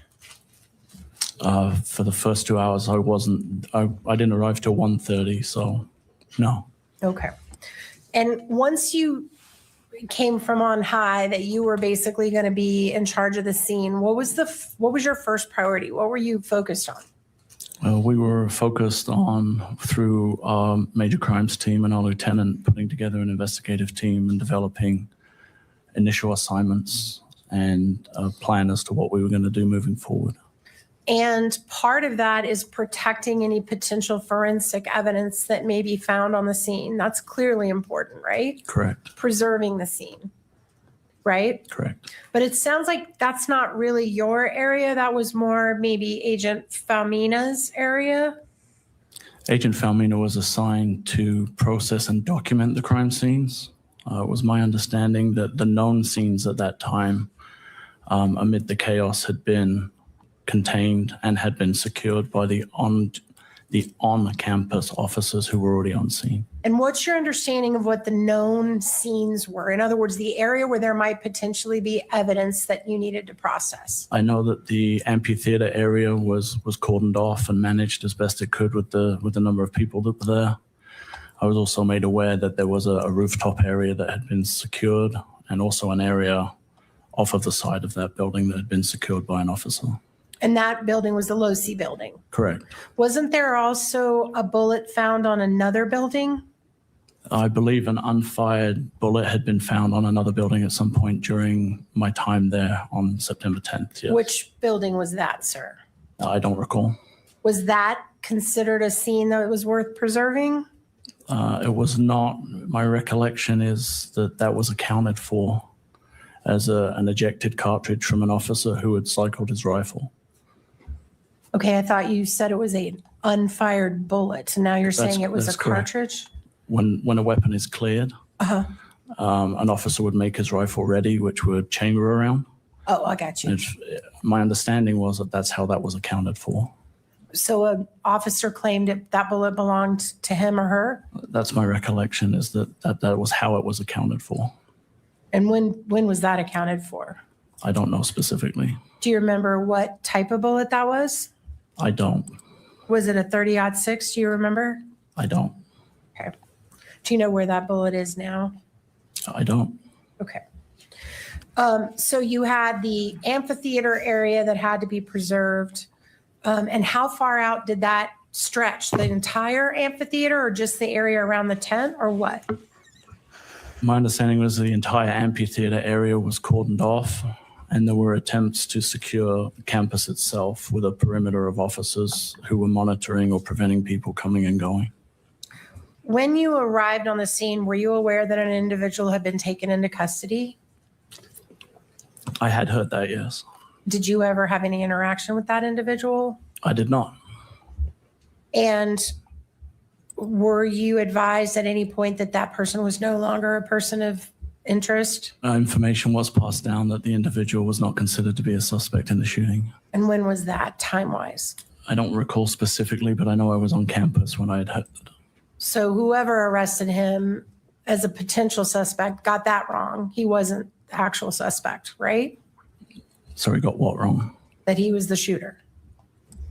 The person I believe to be the shooter was not the individual who was taken into custody, correct? And then was there anybody else taken into custody as a person of interest? There were several people who were detained for questioning and who were interviewed throughout the investigation. And none of those people were they were all ultimately cleared by you or somebody connected with you? Correct. And were there any other guns confiscated on the scene that day? There were other firearms that were located on the scene, yes. How many guns were confiscated that day? I don't know specifically confiscated, but I know that there was a firearm found in a backpack that was accounted for during the day. What type of firearm was that? It was a handgun. Any other guns that were found on the scene? Not that I recall.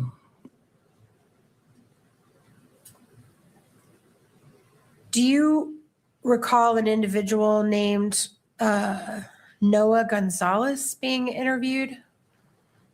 I don't recall that name specifically. Let me see if it refreshes your memory that he was an off-duty, I think maybe trooper that was on the scene that day and that was involved in recovering the holster. Does that refresh your memory? I know that a trooper was interviewed having been on scene. I don't recall if it was Gonzalez. I don't recall the name, but I do know there was a trooper that was interviewed, yes. Okay. And just a moment, Your Honor. And do you recall the trooper that was interviewed saying that there was actually a gun found in that holster? I do not. You do not? No. Okay. Can we pull up?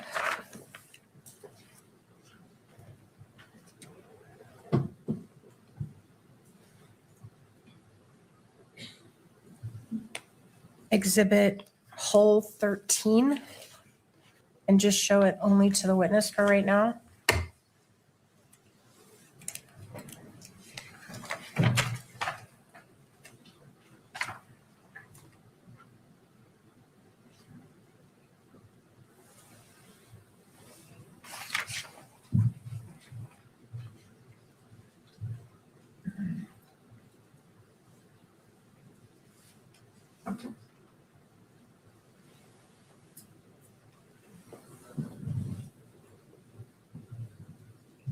All right, can we go to page 2 of that report? Do you recognize this report? Have you reviewed it as part of your investigation duties? I do recognize the report now, yes. Okay, and this is a report prepared by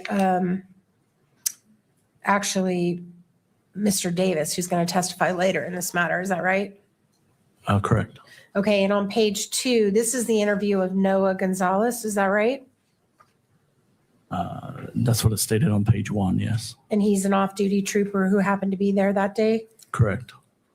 And do you see on the second paragraph, does that refresh your memory about whether Trooper Gonzalez believed there was a gun found in a holster in that area of the amphitheater? Trooper Gonzalez included in his report that there was a gun, yes. Okay. Thank you.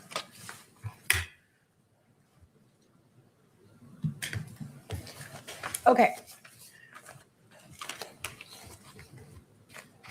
When did you first personally go up to the roof of the Losi building? Do you remember the time of that?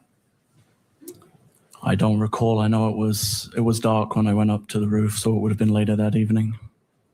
And at the time you went up there was already crime scene tape that had been placed around it? There was an officer standing security. Right. And to your knowledge, as the head of the investigation, did they ever find any bullets or casings anywhere on the Losi roof? Not to my knowledge, no. Did they ever find any bullets or casings anywhere around the Losi building? When you say around the Losi building, you mean how close? Like immediately around the Losi building? Correct. Not to my knowledge, no. Okay. And then you've been talking a lot about a timeline here that seemed, you talked about it when you were watching the video, but you also talked about the fact that you developed a timeline. Is that right? Correct. And can you pull up hole 1, please? I'm pulling up on your screen your report that you prepared. Do you recognize that? I do, yes. And what's the date that you drafted that report? That looks like September 14th. It says date created. And that's the place where, if you could go to page 2, please. Do you see down at the bottom where you summarize Sergeant Bricker's report listing the timeline? Yes. Okay. And so it was actually Sergeant Bricker that prepared the timeline. Is that right? He prepared a timeline. And you incorporated that into your report? No, I created a timeline. You created your own timeline? Yes. Separate from the one that's in this report? Yes, using information obtained in the investigation. And when did you create that timeline? Over the course of the investigation, over a long period of time, after a lot of reviewing video and investigative time. So as of September 14th, Tyler Robinson had already turned himself in to the authorities. Is that right? Yes, I believe he turned himself in on September 11th. So prior to the time that Tyler Robinson turned himself in, had you all prepared a timeline? A documented written timeline? Yes. Not to my knowledge. I don't know when Sergeant Bricker produced his specifically. And isn't it fair to say that as of the moment that Tyler Robinson voluntarily surrendered to authorities in Washington County, as of that moment, you all did not know who the shooter was. Is that right? We had identified a person of interest, but we did not specifically know who the shooter was at that time. Okay. And you became aware that Mr. Robinson was voluntarily surrendering how? How did you become aware of that? That information came originally, I believe, from the Washington County Sheriff to the administration at the control center at the university on the evening of the investigation, Okay. or the second evening of the investigation. All right, we're going to get back to that in a minute, but I just wanted to get the timeline down.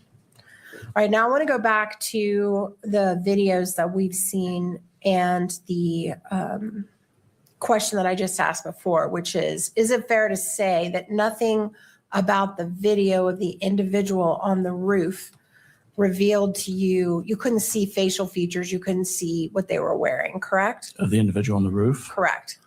I know that there was a meeting to discuss perhaps a pattern on the front of the shirt that was observed when the individual was jumping off of the roof.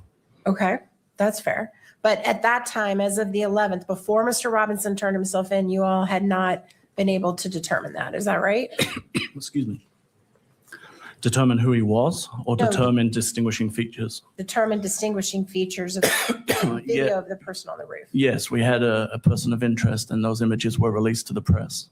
You're talking about the ones in the stairwell from the Correct. from the parking garage. Correct. But the video on the roof was not distinguishable. Fair? That video as a standalone Yes. was not, no. Okay.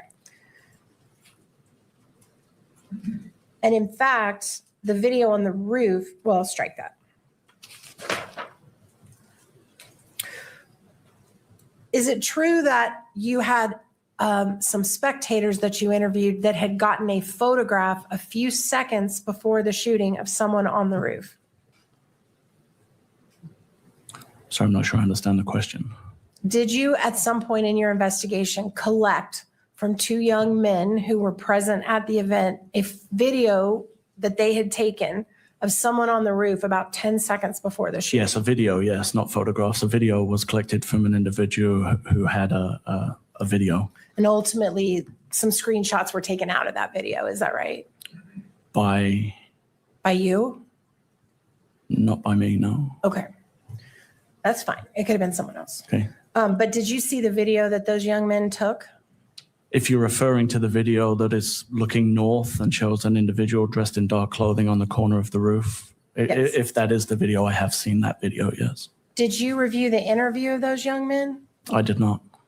Do you know how they described the person on the roof? I don't know if I read it or if I heard it, but my understanding was they believed it was Overwatch or some kind of a police Overwatch for the event, Okay. if that's my recollection. And do you remember anything specific about the person's build that they discussed when they described the person on the roof? I do not know.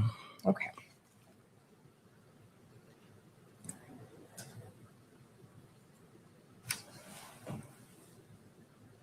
There is a portion of the video after the individual jumped off the roof, which we all saw here, where the individual crosses, I believe it's Campus Drive. Is that right? Correct. And there's a moment where the individual waits and there's two cars that pass in front of him, right in front of him. Correct.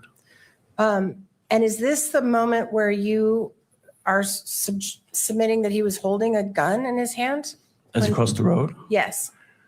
from my observations, would show that he's carrying an object in his hand that's concealed or in a bag, and it is long and has the appearance, based on my training and experience, it could be a firearm. But do you see a gun anywhere? The actual gun? In the video? Yeah. No. All right. And did anybody that was driving by on Campus Drive that day report to you or any other investigative entity, hey, we just drove by a guy with a gun who was leaving campus and he was standing right by my car? We did not receive any reports to that effect, no. Okay. Also, when you were revealing the timeline, exactly how long was there between when the person was prone on the roof and when the shot was taken? Do you recall? If you would like to replay the video, I can time it for you, but I don't recall. It was my guess, I would estimate between 15 and 30 seconds. So between 15 and 30 seconds to lay flat, take a shot, and get up and run off, right? I think you asked how long he was prone. Right. I think it took longer for him to crawl into position Okay. and then establish a position Oh. and then take the shot. He appeared to be in prone for approximately 15 to 30 seconds, but the video would verify that. Okay. Thank you.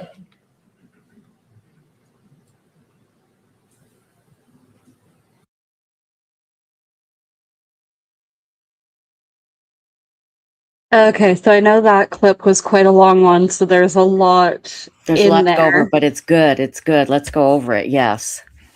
So to start off, if anyone caught it at the very beginning when she started asking him questions, he stated that currently he is not working in the same position that he was at the point when he was assigned this case.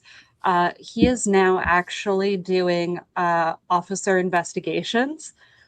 So I was pretty shocked when he said that in his own like training and in the field, he has lost bullets by discharging them and never found them.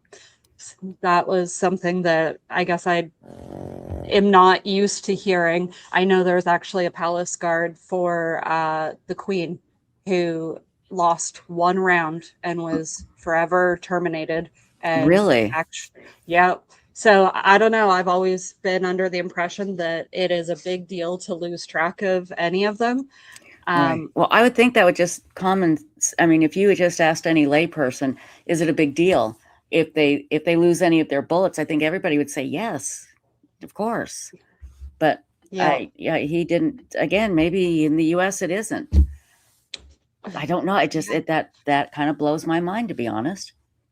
Yeah, like I don't know for sure, but like just trying to think about like if that got embedded in the gravel on the roof, because they did say that that other one was from a different rooftop, Right. but he didn't specify if it was a 30 gauge bullet. He didn't think it was important. They didn't really document it. Right. They basically just wrote it off as, okay, well, it was likely from an officer clearing his weapon. Right. So I definitely think that that is something that in hindsight they probably are regretting, because that is another big hole. There could have been someone on a different roof. Absolutely. If there's, yeah. And again, everybody, it doesn't take away necessarily from the other evidence that is, some people would say, solid against Tyler Robinson, but it will create doubt. And that's what I think may happen here, but please continue. Yeah, so they then went on, and he got pretty defensive when she asked him about the timeline and asked Yes. if he used the sergeant's timeline. He was Mhm. very adamant he made his own timeline, Right. but the timeline was created 3 days after Tyler had already turned himself in. So to me, it kind of just speaks to there wasn't much detecting that was done. It was all after they had a suspect who literally walked into their office. Right. They just filled in blanks from there. Not that they were figuring things out independently. Right. And then moving on from there, they talk a bit about the person on the rooftop. They go through and they were asking, so in the video of the person on the roof, were there any distinguishing features? And he said, well, we had a person of interest. And so That wasn't the essentially, question. I caught that. I'm like, what, huh? That wasn't what she asked, you know? yeah, so the exact thing is correct, but the video on the roof was not distinguishable. At And then all. he goes, well, fair, that video is a standalone. Yeah, it was not. So then she said, we'll strike that. And she asked a question again. And this one is such an interesting part. There's a little bit of confusion about whether it was a photograph or a video, and it is a video that was taken from spectators that, based on the timestamp, it was taken about 10 seconds before the shooting. Okay. So she asked him about it and asked if he had seen the video. He said, yep, I've seen it. And she said, okay, did you speak to the witnesses about the video? And this, keep in mind, this guy was the one who was assigned to take over the case. Okay. And I forgot to mention that he actually stated that for the first hour he was on scene, nobody told him that he was actually in charge of the scene. Oh my God. Oh, wow. Okay. And it was about an hour into being there that they actually said, oh, you're going to take the lead on this. This is your scene. And again, small town police force, small town college, Happy Valley, not ever expecting anything like this to happen. I'm not trying to make excuses for them. I'm just trying to say, I understand why it happened. And it's going to hurt their case against Robinson. It just is. But I'm sorry, Jesse, go ahead. Well, he's actually, if I'm not mistaken, he's actually SBI. Right. And he was flown. Yeah. He was flown in, so, right. Yeah. So he should have a little bit. I get that it was still chaotic. It's really interesting that they only had 6 officers there. However, when this happened, they got hundreds of officers there rapidly. So they clearly had a lot of officers in the vicinity, but it's just really unfortunate that they didn't have a better plan and maybe have some of the officers there in advance to prevent issues. But yeah, so going back to the video, he said, yeah, I saw the video. It's looking north and it shows an individual dressed in dark clothing on the corner of the roof. If that's the video, yeah, I've seen it. So did you review the interview of those young men? I did not. And then she went on to say, do you know what or how they described the person on the roof? He goes, I don't know if I read it or if I heard it, but my understanding was they believed it was Overwatch or some kind of a police Overwatch for the event. Okay, that's my recollection. So these people witnessed someone in dark clothing standing on the corner of the roof, which doesn't necessarily match the description of what Tyler Robinson was wearing. And they said he looked like he was military, or not military, but police. Essentially looked like he was a police sniper. Right. And that's what they assumed. That really doesn't fit with what Tyler Robinson necessarily would have looked like. So, but he didn't watch their interview and he didn't question them himself as the lead agent. So that definitely brings up more questions. And then they talk about a video where this agent described where they believe they saw Tyler Robinson in a video crossing the road. And they originally stated it looked like he was carrying a bag that could have a gun in it. Right. However, that doesn't, like, that description doesn't really work with the idea that it was either in his pants or wrapped in a towel.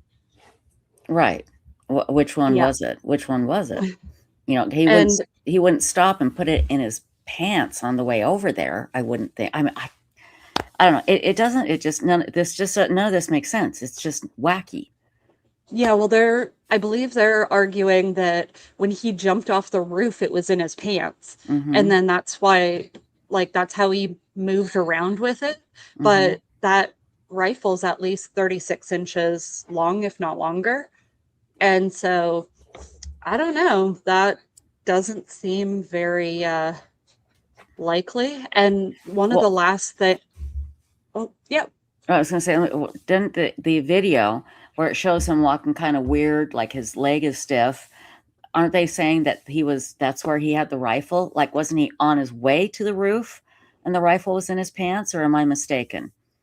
Yeah, I believe that one's from the parking structure. Right, yes. And that's what they're alluding to there. But they were essentially, in other things, they were alluding to him putting it back there as he's trying to get away, and that's how he was able to move without being spotted. Okay. But I don't know how that would really work. And then another part that was really wild is if you think about the rifle that he was supposedly using, and then you think about himself, so that rifle is not really super accurate. You would have to have an incredible shot to shoot that. But also, I can't imagine your heart rate if you are going and you're going somewhere you're not supposed to be. You are doing it for this purpose. And that agent said, based on the video, it appears that he got down, crawled into position. He was there for 15 maybe 30 seconds max, took the shot and got up and got away. I would not be able to slow my heart rate in 15 seconds to, even with like a paintball gun, to have any reasonable amount of accuracy. Right. So it's wild to think that they're implying that he was so cool and collected that he was able to go get into position, and in 15 to 30 seconds, he was able to take that shot with accuracy. Right. I see what you're saying. And again, this is what the defense is going to use when they go to trial. And this is just what we are seeing now. I can't imagine what it's going to be like during the trial. And again, there's still a lot of very damning evidence against Tyler Robinson. But it's got to be a fair trial, people. It's got to be fair. And if the state doesn't prove their case, then he's got to be found not guilty. And if you really believe in Tyler Robinson's guilt, this is probably very troubling. I would imagine this is troubling for Charlie Kirk's family, to see these types of mistakes. But I'm sorry, Jesse, please continue. Oh, no worries. I think we could jump to, I've got a really short clip. I think it's just over 2 minutes from day 4. And again, I don't have any clips from day 3 because it was mostly just a lot of arguing. Yeah, it really was just a lot of arguing. Yeah, this is like you said, 3 minutes or so. So let me just cue this up here really quickly. And oh, you know what? Dang it. I had it queued up and I just closed it. I am an idiot. 137. Hang on. I had it all queued up and then I just accidentally shut it down. I'm a dummy. Whoops. Hold on. Let me shut this down here. Do this. Okay. Day 4. Okay. 137.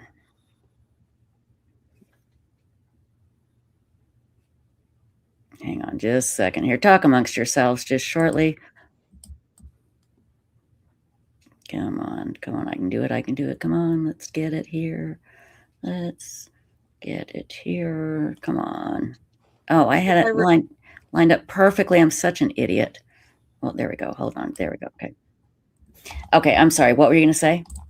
If I remember correctly, this one here I included just because it was so bizarre how they actually showed the evidence of the text messages. Mm-hmm. Does that look like what you're looking at? Is it? Yeah, I believe so. Yeah. Okay. Hang on just a second here. 137. There. Oh, I think I got it right on. Hang on just a second here. Let's see. 137:43. I think I've got it right on perfectly. 130. I do. Oh my gosh, amazing. Sorry guys, I get excited when things go right. So it thrills me to no end. Okay, let me share this and then we'll get going here.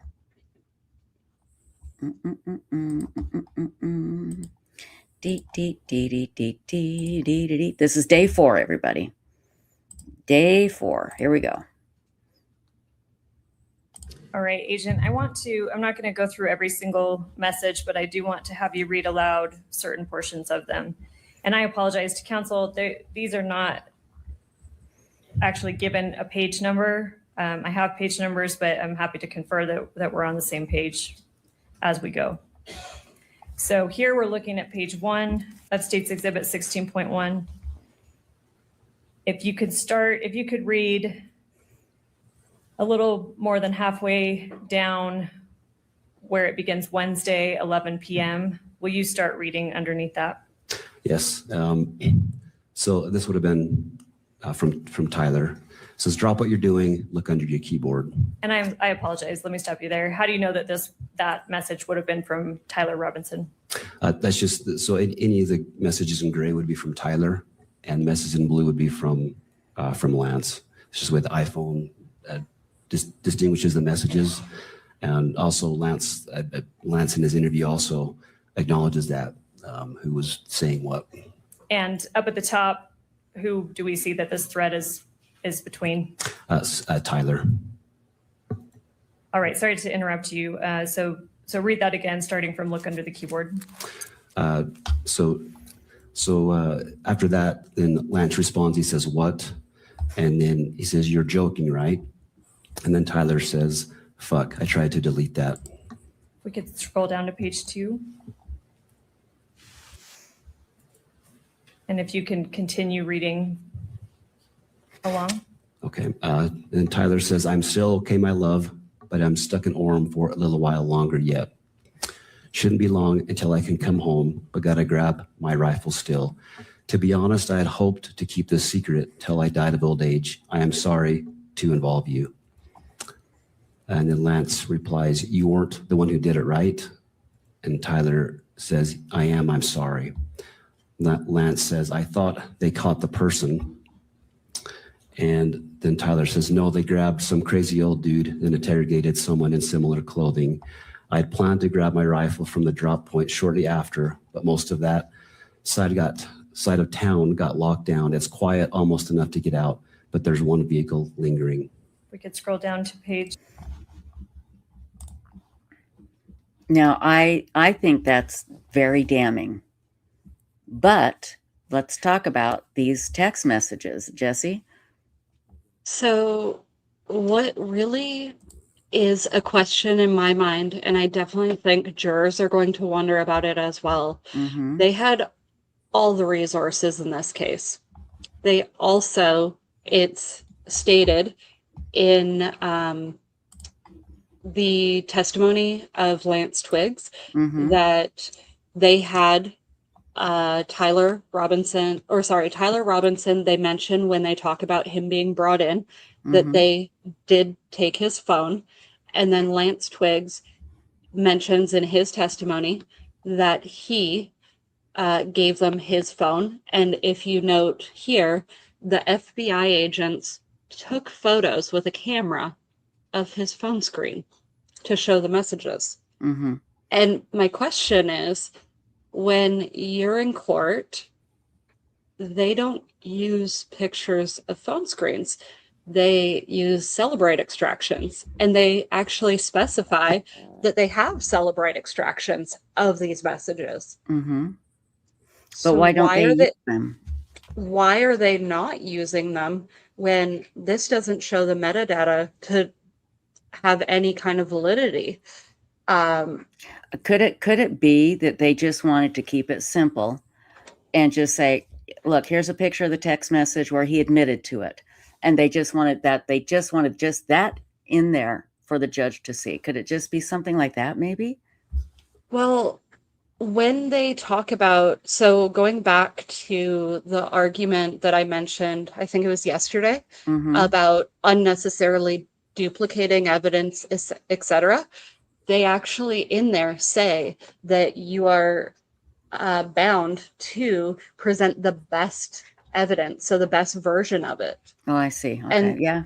So it's really bizarre that they chose to take photos of a screen with a crack in it. With a big crack, right. And it does not include the metadata, which is what shows the information on when it came in. Mm-hmm. And it would be with all the timestamps, probably in UTC. And it is what's considered to be forensically sound. Accurate. When you just take pictures of a screen on a phone, it really is not typically what is acceptable for a court. So that part definitely came across as being really odd. And again, I would assume during the trial they will do it correctly, but again, we don't know. We don't know. This is just again another weird thing. And I'm not a conspiracy theorist. I'm just going by this could mean a mistrial. I'm thinking now he's either going to be found guilty, but now I'm thinking there might be a chance of a mistrial because somebody on that jury, just based on the little bit that we're seeing now, because we know during the trial, the defense, that's when they're going to pull out the big guns, and that's when they're going to come blasting in with some and really focusing on these things. And these are just things that you have found.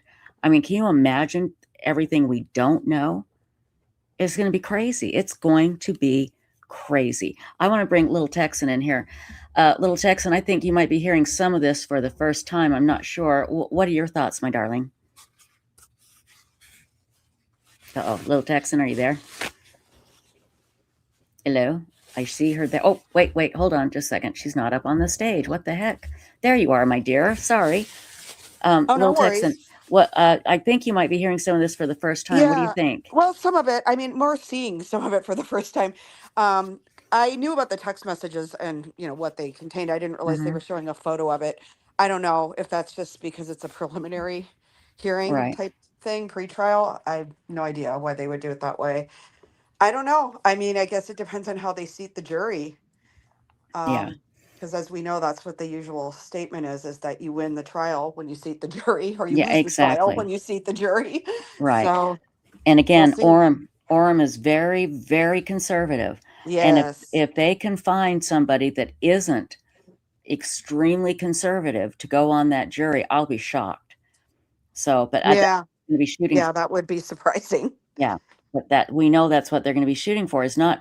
I'm not saying somebody like extremely liberal or left wing. I'm just saying somebody kind of center. Or maybe like a sympathetic mother type. There you go. Maybe. Or Yes. a guy who hunts, who, oh, I don't know. I don't know No, what they should look for. Yeah.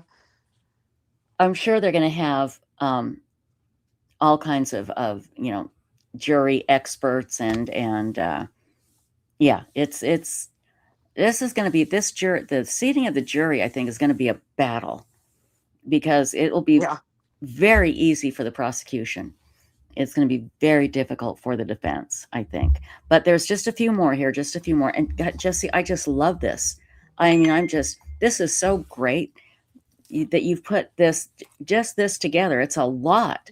But again, this is, 5 to 8 hours every day. And the preliminary hearing, I can't imagine what's going to be coming out in the actual trial. So I'm wondering, can I just throw this out there? Absolutely. I'm wondering if they might try and do a plea deal with him to avoid all of this that's going to be coming out. Just a thought. Doesn't that depend on Erica Kirk largely, though? Well, I think I've it heard some would. commentators say that. Yeah, I think it would. And, that again, I have no idea, but I can see them sitting her down and saying, look, this is going to be a circus, small town. They weren't prepared for something this big. There's going to be all these crazy holes that the defense is going to be able to drive trucks through that will take away from the actual evidence. Erica, let's avoid a horrible, terrible circus and make sure that he gets, that he is found guilty and is punished. Let's do a plea deal with him. I'm just throwing that out there. No idea if that will happen or not. But again, we'll have to wait and see. Yeah, I could definitely see her refusing. Mm-hmm. I don't know ultimately whether it would be up to the attorney general or the family to make that call. Well, it would actually technically the prosecutor's office or the attorney general, they can override the family. They absolutely can. It's a matter if they would want to. Yeah, they can, but Don Jr. is literally in the courtroom. Exactly. That's what I'm saying. Yeah. Would they want to do it? That's the thing. So. Yeah, because I know with Koberger, there were several family members who did not want that plea. Mm-hmm. Oh, yeah. So, but there were families who were really against the death penalty too. So I actually think that went the way it should have gone. But yeah, right. It depends. Yeah, absolutely. So we've got one here that's about 9 minutes, and then we have one more after that is just not even, I don't even think, a minute long. So this is from day 5 here. And what are we going to see here, my dear? So I didn't want to talk too much about it yesterday because I didn't want to draw attention to it. But the prosecution had a big mistake yesterday. Okay. And so this is a bit of discussion about what occurred. And then I'll just explain a little bit more about it after the clip. Okay, let me get to it right here. Let me do this. Let me just double check and make sure I've got the timestamp correct. 35:58. I believe I've got it right on. Yes, I do. Okay, here we go. I don't know why I'm talking in a Southern accent all of a sudden. I get loopy about this time of night. So here we go. All right. Court will issue its ruling on the request by defense. The constitutional rights of Mr. Robinson and Ms. Kirk are paramount. Although transparency in judicial proceedings is a fundamental interest, it must be balanced against the constitutional rights of all parties. Having considered the arguments presented by counsel and having reviewed the events that occurred yesterday, The court finds that its order prohibiting the publication or broadcast of Exhibit 16 by the media camera was violated. The court agrees with the defense. This constituted a violation of the court's order. Compliance with court orders is essential in all proceedings and is of particular importance given the nature of these proceedings. With respect to defense's request as a sanction that the court reverse its ruling on defense motion 305, motion to exclude cameras, the request is respectfully denied. The analysis underlying the court's prior ruling remains unchanged, and the court adheres to its reasoning and conclusions. With respects to the defense's alternative request as a sanction to prohibit all cameras and electronic equipment from today's proceedings, thereby preventing the electronic capture of the proceedings for those inside and outside of the courtroom, the request is granted in part and denied in part. Effective immediately, members of the media shall no longer capture or broadcast any exhibits displayed by the parties during today's proceedings. The court finds this sanction to be proportional and appropriate in light of the violation of the court's prior order. The court reserves this sanction as it relates to September 1st. It is not before the court. There has not been a request for electronic media coverage, and the court won't issue a pre-ruling. When it becomes, that request has been filed and all the deadlines which the court has imposed in regards to the MC filing are in place, if motions are filed, the court will entertain motions in brief argument ahead of the September 1st hearing and address it at that time. This is the ruling of the court. Guys, real quick, don't remove the troll just yet. I'll take care of it, but I want to continue listening to this. This is fascinating. I did not see this happen. So here we go. Let's just continue. Thank you. Turning to the defense, if you wish, you may call your next witness. Judge, we would like the benefit of the record before we start taking evidence today. Yes, Mr. Grenander, and I'll allow all parties, given the ruling of the court, briefly. And I'll be brief, Judge. And this is in relation to the continued taking of evidence today. And I'll start my statement, Judge, with something that was very insightful that you said the other day. You mentioned, and I quote, "Sometimes you need to take time to save time," close quote. And so that's my purpose for standing up here this morning. We have spent the better part of a day, a little over 5 hours, I believe, hearing from witnesses that the defense has called at this preliminary hearing. And no doubt the defense is entitled to call witnesses at a preliminary hearing as allowed by the rules. But I think it's important that the court remind all parties about the purpose of this hearing. This is a probable cause hearing, as Your Honor has repeatedly stated. The defense has invoked the term reliability many times. And the court, frankly, has found the evidence that's been admitted, the testimony. As a gatekeeper, the court has found it reliable. It's been presented. The exhibits have been found reliable. So any questions of additional reliability are really questions of credibility of the witness and weighing of the evidence. And that is not really what this court engages in at the probable cause standard. And so this is all couched in the context of a likely forthcoming standing objection that the state may lodge if the testimony is long and drawn out and exceeds the scope of the preliminary hearing, gets into areas of a 702 hearing, possibly even trial. We will lodge this objection, but I wanted to just simply state the authority, Judge, behind our objection if we do make that. As your court is well aware, the magistrate at this stage of the case must view the evidence in the light most favorable to the prosecution. And that's cited to in a number of Utah cases, to include State v. Schmidt. Schmidt continues, "This means that when reasonable inferences from the evidence cut both for and against the state's case, the magistrate lacks the discretion to choose between them and must leave such a determination to the fact finder at trial." A few other cases I would like to refer the court to. State v. Pledger, which is a Utah 1995 Supreme Court case. Speaking of this standard, the court says, The standard bars the magistrate from requiring the prosecution to address or even eliminate alternative inferences that could be drawn from the evidence in favor of the defense. So even assuming the defense scores points today in calling these witnesses, again, the court cannot really weigh those in favor of the defense. State v. Hester, which is a Utah Court of Appeals case 2000, where there is conflicting evidence, quote, the magistrate may not sift or weigh the evidence, but must leave those tasks to the fact finder at trial. Of course, we're not at trial yet.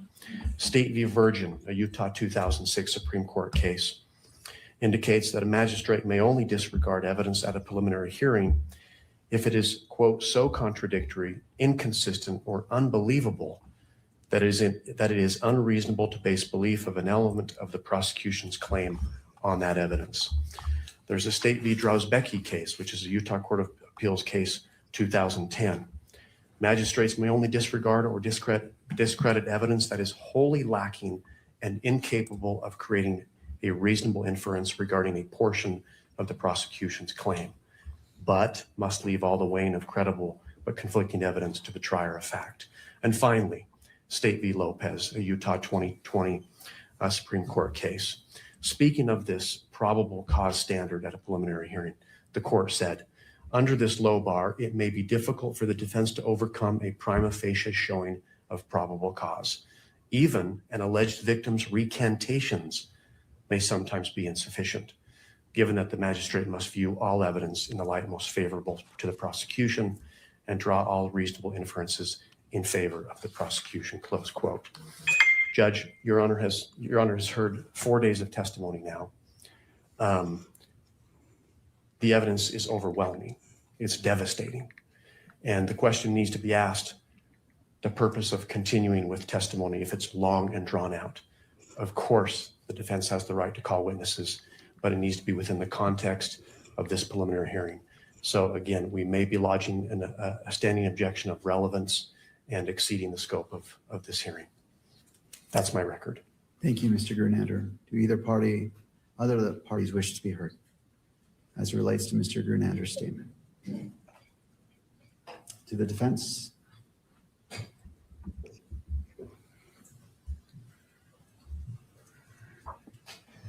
I'm not sure what was being requested by Mr. Grunlander. As I indicated to the court during the testimony of the last witness, we had discussion with the state prior to the start. We had a scheduled date for the court to rule on objections. And the purpose of that hearing was so that we wouldn't have to fly witnesses out from the East Coast if there was going to be a standing objection.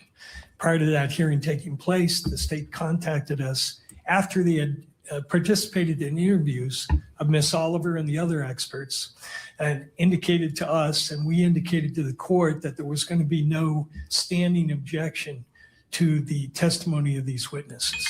So if he's lodging a standing objection now, I think he's waived it, or he should be stopped from asserting it given the circumstances. I didn't hear that he was asserting that, and I intend to keep this next witness focused on the issue that I think is relevant, which is the state presented DNA reports through a non-expert.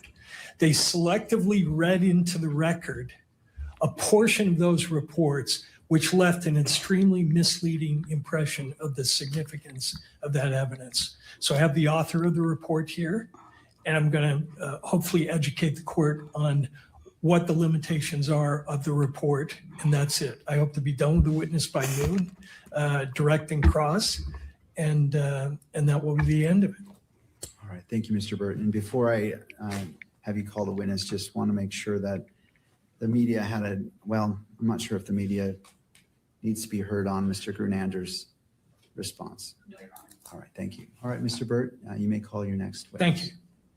Okay. Call Miss Oliver. Hang on here. There we go. Okay, Jesse, explain what happened there. That was very interesting. Yeah, so it was pretty explosive, and there was definitely a lot of unhappy people. So what happened was yesterday during court, the prosecution made a very large error in showing one of the exhibits that had been ruled that it was only to be shown inside the courtroom and not to be streamed. Okay. And so the basic protocol for that is that when an exhibit is going to be shown on the screen, they are supposed to announce what the exhibit is and then make a statement if it's not supposed to be streamed. Gotcha. The camera operator was truly a hero here, and I've gotten nothing bad to say about them, because it actually was about 3.5 seconds before the camera operator themselves realized this is not supposed to be on the screen, and they panned away. At about 16 seconds. At that point, the judge noticed it and requested it be taken off the screen. But when they first started this morning, so this is after he had already made his decisions, but when they first started and the defense spoke about it, and then it went to the prosecutor tried to say, yeah, it was a little oopsie, and then we requested them take it down. And the judge actually said, to clarify, I think actually I asked you to take it down. So what was it again that they showed? Can you say what it was? Yeah, so unfortunately, it is widespread now. It is the prosecution tried to really minimize it, but what Right. it is the handwritten letter that Tyler allegedly left for Lance under his keyboard. Oh, that's And right. Yes, that letter. That was pretty explosive. Yeah. yeah, so yesterday I went back several hours after it had been, like, the trial had ended for the day. And I just wanted to see for myself, because I would think the second that the trial wrapped up for the day and the live stream was stopped, that they would have gone back and removed that clip from the stream. But I Right. was able to go back and screenshot it, Right. and it was still included in there. And now I've seen on several websites, notably the New York Post, they have a whole article with a screenshot of it. So it's all over the It's internet. everywhere. Yeah. I mean, you can't stop that. You can't. I mean, I don't care if it's shown for a split second. It's, it'll get out there. So yeah, again, that's going to be another problem. Again, I'm wondering, the more I think about it, I'm wondering if they're going to sit down with Erica Kirk and say, please, let's not put everybody through this. It's going to be a big cluster, because the defense is going to be able to come, to blow a bunch of stuff up. They're going to be able to do things that won't change the evidence against him necessarily, but it will create possibly reasonable doubt. And you don't want a hung jury here. You just don't. But I don't know. I mean, I didn't realize they did that. That's crazy. Yeah, and allegedly the actual note itself was lit on fire and found burnt in a trash can, completely unreadable. So what was shown was supposedly a photo of the note that was on Twiggs's phone. Gotcha. So, Wow. and then I was actually going to do 2 clips, but they fed right one into the next. So after that whole controversy, immediately after that, the prosecution was requesting that the defense not be allowed to take their last witness. They What? wanted to, they requested that the defense not be allowed. They said they've already had 5 hours, and it's not really about them. And that they were asking, and the defense were angry. They were like, we flew this witness in from the East Coast to be here for this trial. Right. And like, no, we need to have our witness testify. And the judge really didn't even consider it. He present, obviously, at the hearing, and the presence without the. He did what? He just went, okay, you can call your witness now. Good. Yeah. So he didn't consider what the prosecution asked him, is what you're saying, right? No, and it was really quite the bold request right after what had happened. So I think that the prosecution really did not want her to be heard, but that will be the last clip that I have. Okay. Is that 54 minutes to an hour and 17. So it's a bit of a longer one. Okay. But anyone who finds DNA fascinating or who really wants to see the limitations of what they've tried to state, especially those who have seen all the news articles that say Tyler Robinson's DNA found on the alleged murder weapon, etc. Right, and So that's been the headlines that have been trumpeted all over the place. You know, they've been, you know, DNA found on. Yeah, it's been that. And so again, the next, so the this, next witness, she's another one from the ATF or okay. ATFE, but she is specifically a DNA expert. So Gotcha. if you want to start that one. We will. I just want to go to little Tex in here real quick and get her comments because I'm interested to hear, because you've been keeping up on this case, but I think some of this stuff you are learning along with me for the first time. And what are your thoughts about so far? Well, I don't know. I wish they'd all speak a little faster. I'd like to watch this in like double time. Yeah, I know. We should, if we, you know, They're I should very slow talkers. speed. You know what? I could actually put it probably on 1.5. I don't think anybody noticed. I mean, it's not looking awesome for the prosecution right now, but I can't completely tell what the defense strategy is either. So, well, I think it's just to blow holes in everything they can and to make them look inept. And why didn't you do this? You should have done this. Why did you leave that holster? it's a bit like watching paint dry. Yeah. There you go. I'm like, okay, just speed it up a little here, people. You're kind of saying the same thing 10 times. But it's Utah County. So this doesn't surprise me at all. I might have to bug out though, Trisha, if this is an hour-long clip. Oh no, it's not. It's what, about 18 minutes maybe? Jesse? I think it's about, what was that, 17? About 20, 22? Yeah, about that. Okay. Oh, But this is DNA. Yeah, and I can say that I've been watching it at 2 to 3x, but I have ADHD, but 1.5x is probably just fine. Okay, I'll put it on 1.5. So we'll do that. That's a good idea.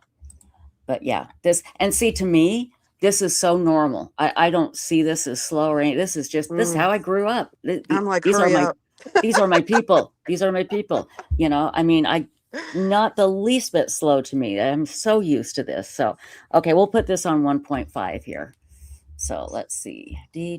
Where is that doodad? Here it is. And playback speed. And we'll go 1.5. And yes. For everyone in the comments, I've left what I think might be a defense strategy till the very end. So for people who stick around, we'll get that. At the very end, I'll say what my brain's kind of working around. Okay. Like I said, I just think they're just trying to blow holes into everything. And we'll hope that one person on the somebody jury will question the whole thing. Yeah. Exactly. But I am curious to see what Jesse has to say. That is going to be fascinating. Okay, everybody, here we go. This is the witness that the prosecution tried to get the judge to just say, never mind, defense, you don't get to call this person. And the judge just blew him off and said, let's go. Here we go. This is the DEA expert. Not DEA, excuse me, DNA expert. Sorry. Here we go. Being able to see the exhibits, again, it's our position, is not meaningful. Thank you. I appreciate your concerns. Mr. Burke.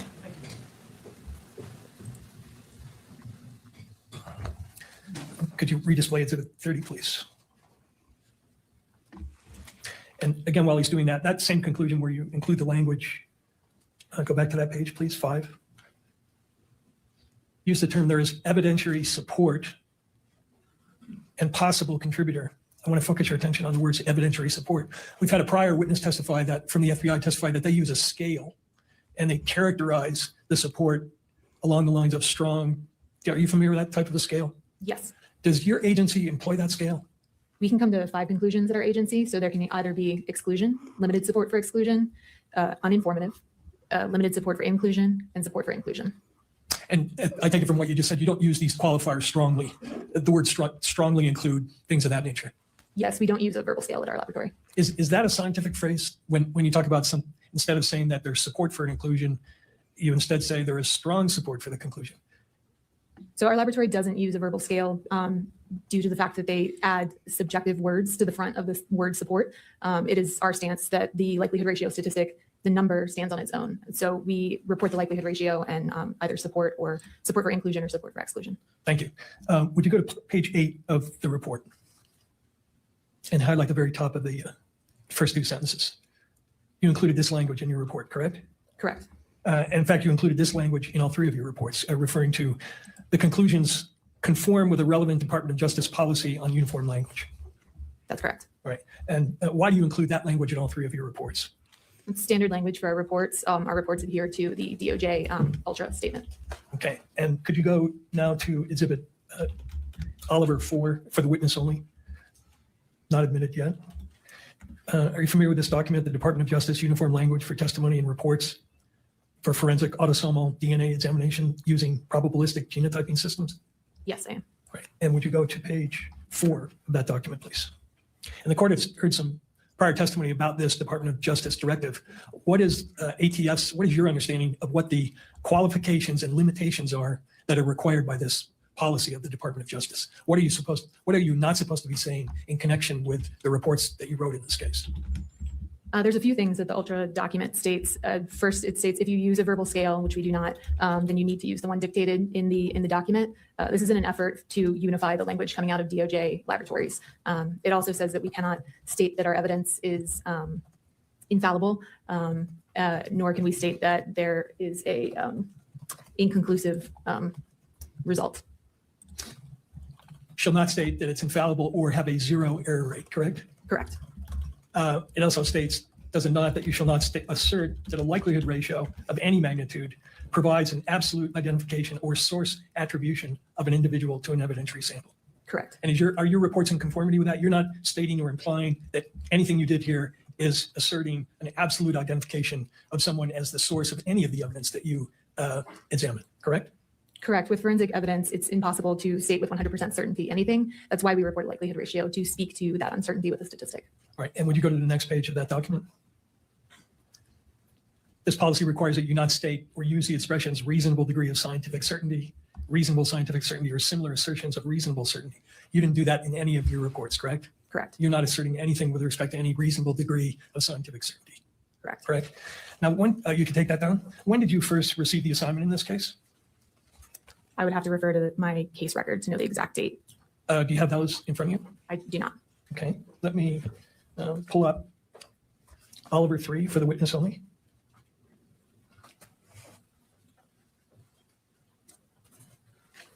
And go to the 3rd page.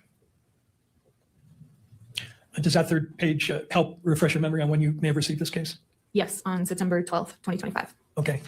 Is that when you first started doing work on the case, do you think? Yes, it is. Now, prior to doing work on the case, did you receive permission from someone to consume any samples in the case? Yes, I did. And could you go to page 15 of those case notes, please? Again, for the witness only.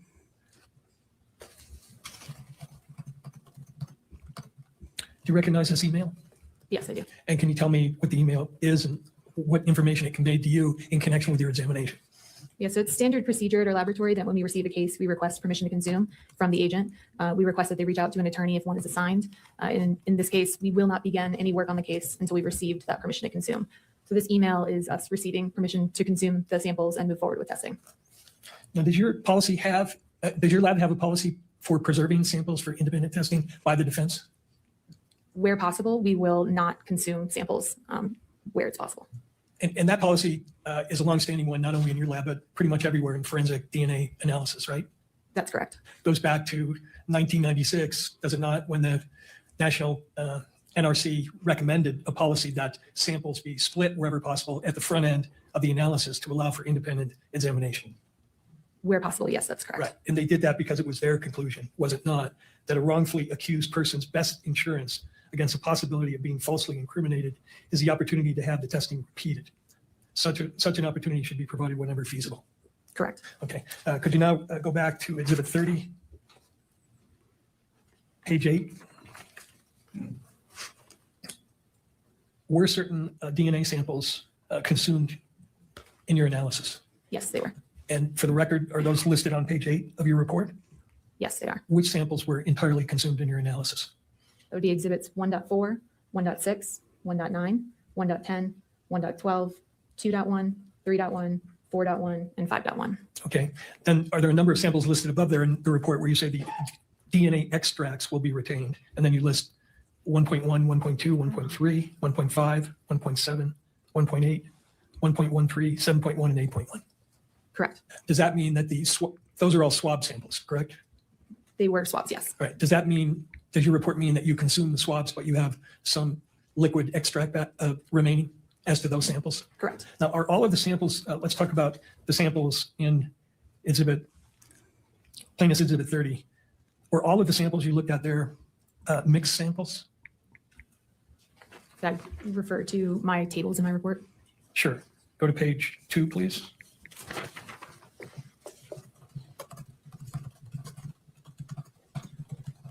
Can we go to page 3 and 4? 3 and 4, please.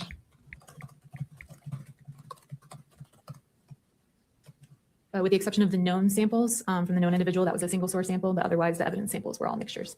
And in many cases, they were mixtures of sometimes 4 and 5 people, correct? Correct. Now, when you look at mixtures, such as the ones in this case, you use terms like major and minor contributor, right? Correct. Is that language meant to convey that anything with respect to activity of anybody who might be assigned to that DNA weight? In other words, are you saying the person you label as a major contributor was engaged in any sort of activity? Is there any connection between the use of that language and activity? None of the testing that I performed could speak to activity or what activity led to the deposition of the DNA. So nothing in your report, if somebody reads that and says, oh, this one says this person is a major contributor, you're not commenting on anything about the person's activity, correct? Correct. And is it true also that there are also several other limitations concerning the language of your report that it's important for courts and people who are reading the report to understand? I'm sorry, what was the question? Are there other limitations in addition to the one we just reviewed that it's important to understand about the language you use in your report? In terms, is there something specific that you're? Yeah, there is. Could you go to Baker Exhibit 30, page 1, for the witness only?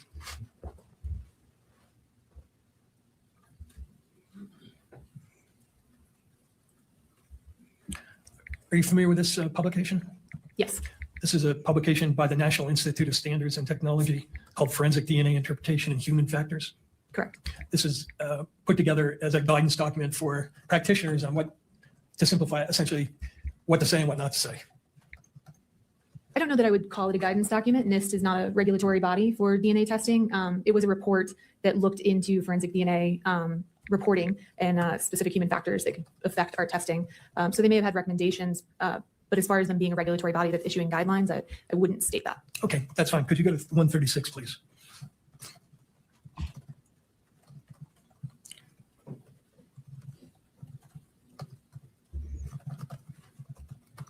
(136).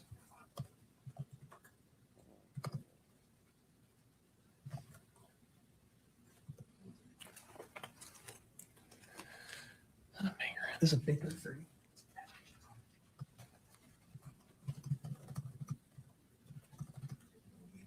Keep going.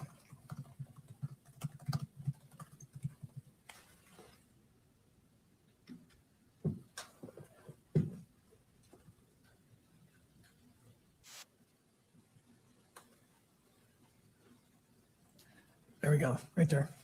Wait, 135, I'm sorry. And then scroll down to the next page. So they're making recommendations here as to how the report should be worded, correct? Correct. Let me ask you whether you agree with some of these limitations, or they call them caveats. They talk about how you describe the number of contributors, and they say the true number of contributors of DNA to an item can never be known. Do you agree with that? Yes. Okay. They also say, let me ask one question before I ask this one, which is, do you use something called a reporting cap in all 3 of your reports? Yes, so for our likelihood ratio statistics, we cap the statistic at 1 trillion. The actual number could be a lot higher. It could be quintillion, octillion. We chose a trillion because it has meaning, I think, to people that can understand what a trillion is. An octillion and a quintillion gets a little high at that point, so we cap at 1 trillion.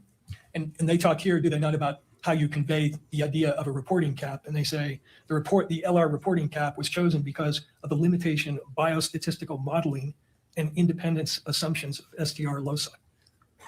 Do you agree that that's why the cap is chosen? I believe we chose our cap for the reason I stated. Do you disagree with that statement in terms of why the cap is chosen? I'm not familiar with the paper that's referenced there, so I would have to familiarize myself before I said I agreed or disagreed. Fair enough. And then they also suggest that you alert in your report that profile descriptors cannot be applied to activity level issues. Do you agree with that? Yes, so this is what you were stating about calling a major contributor. It doesn't speak to the activity that led to the DNA deposition. Right. DNA profiles may be described as major, minor. However, these descriptors should not be interpreted in the context of a decision regarding the nature or the mechanisms, actions, or timing that led to the deposition of the DNA. You agree with that? Correct, yes. Right. And then the other sort of limitation, convey that the DNA results cannot be interpreted as the analyst providing an opinion regarding who the source of the DNA is. Yes, so this is once again, we don't make source attribution statements. We will say there's support for inclusion, and then we back up that with a statistic.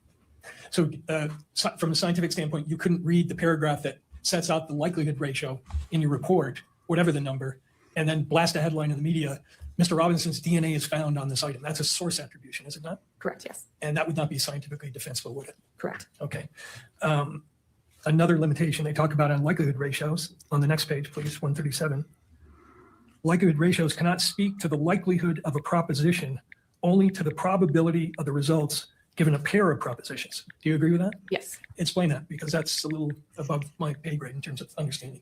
So a likelihood ratio statistic compares the probability of the DNA profile of the evidence given two competing hypotheses or two competing scenarios. Typically, the first is that the person of interest is included, and then the exclusionary hypothesis would be that the person of interest is excluded. So there's a random, unknown, unrelated individual contributing. And when they're elaborating on that point, they say a likelihood ratio indicates if and to what extent the DNA analysis results support one proposition over another.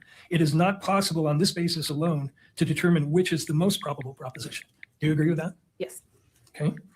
And then the next limitation they suggest you convey is that convey that DNA statistics cannot imply uniqueness within a population. Do you agree that that's a legitimate limitation? Yes. And explain what that means. Does that go back to the issue of source? You can't assign a source to a DNA sample? Correct. Okay. It said you should delineate the meaning of a verbal qualifier, but you didn't use one in this case, right? Correct. Okay. Now, you mentioned that your testing cannot, and correct me if I'm wrong, I don't mischaracterize it. Your testing, none of the testing in any of the three reports can answer the question of how and when DNA got deposited. Is that true?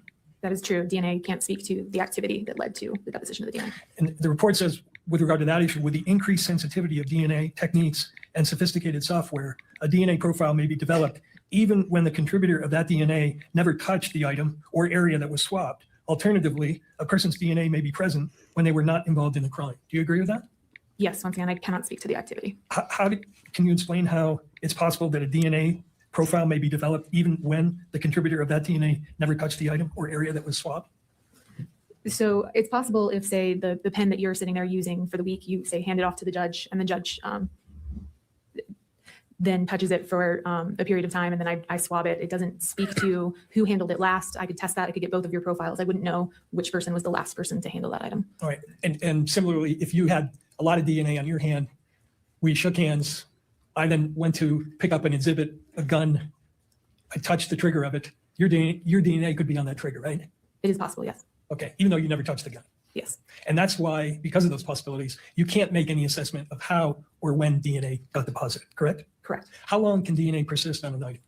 DNA is quite stable over time. It can be broken down due to environmental insults. So things like heat and humidity are known to break down DNA over time. But I couldn't give you an exact number. Were certain of the samples that you tested in this case degraded samples? There was degradation present in some of the samples. And what can cause degradation? Like I said, there's environmental insults, heat, humidity. Now, the second report that you wrote had to do with a Dremel item that was taken from Mr. Robinson's home? Correct. And did you request certain what are called elimination samples in regard to items that were recovered from his home? Yes. Tell the court what an elimination sample is as opposed to a sample that relates to what's called a POI, person of interest. So an elimination sample is a sample taken from a known individual that it may be assumed that they could have come into contact with it. If I were to say swab your vehicle, then I would. Sorry, I went just a little bit over. Jesse, can you give us kind of the short explanation there? I went over about 45 seconds from. Oh, no worries. So yeah, so tell us. I think I have a pretty good idea of what happened here, but give us the Reader's Digest version, the short version of what happened here. Yeah, so it was quite the interesting witness because she outright said that the news headlines that are stating Tyler Robinson's DNA found on the weapon are scientifically not accurate, that they cannot make that assertion. And I don't know if people were fully listening. I know it can get hard when it gets super technical. Right. But she stated that many of the samples, and keep in mind, these are strictly from the rifle, which belonged to him. But they took samples from the stock, the grips, the bolt, the trigger guard, the scope, etc. And they found 4 to 5 different DNA samples. Oh, wow. See, and that's what I mean. The defense will make hay of that. They will make that such a big deal. You know, and rightly so. And rightly so. Yeah, so they stated that they cannot say definitively. You can say within this percentage likelihood that he could not be excluded or that but they cannot say without a doubt, yes, 100% it was him. It is likely that it is originating from him, but that's not surprising considering it was his gun. Exactly. And where they really are lacking is they could not have an expert get onto the stand and say that was the weapon that shot the bullet that killed Charlie Kirk. So I think that leaves room for reasonable doubt for most jurors. And so it could be really problematic. And then another thing she stated was that the majority of the DNA samples were completely consumed. So the defense... So they can't test them anymore.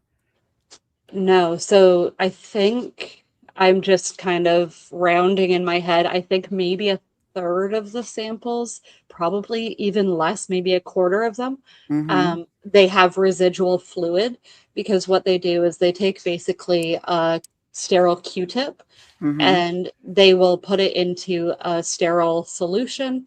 They'll wipe it on a section of the gun and then that will get put into an evidence bag. When that gets to the lab, they will then take a scalpel and they will slice all the cotton off of that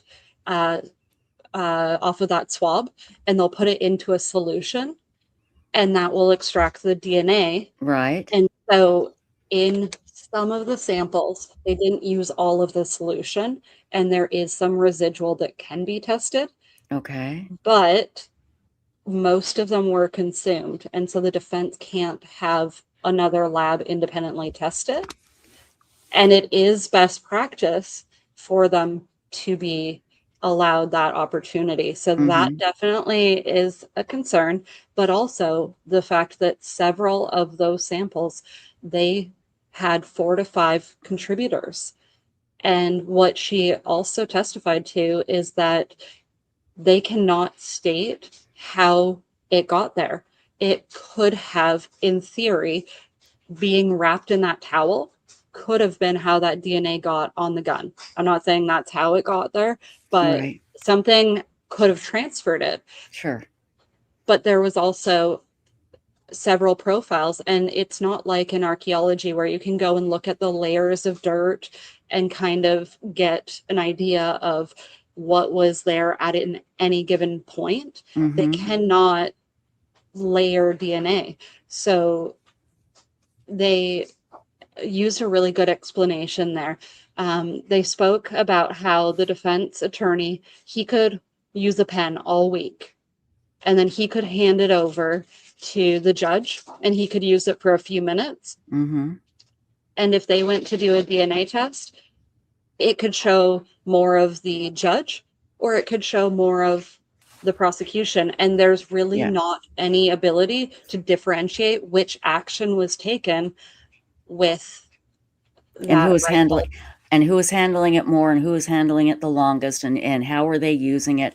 And again, everybody, this is just going to be used by the defense to blow up the prosecution's case. This blows my mind. It does. Again, and I want to stress, in my opinion, it doesn't take away from the really hardcore evidence that they have against Tyler Robinson.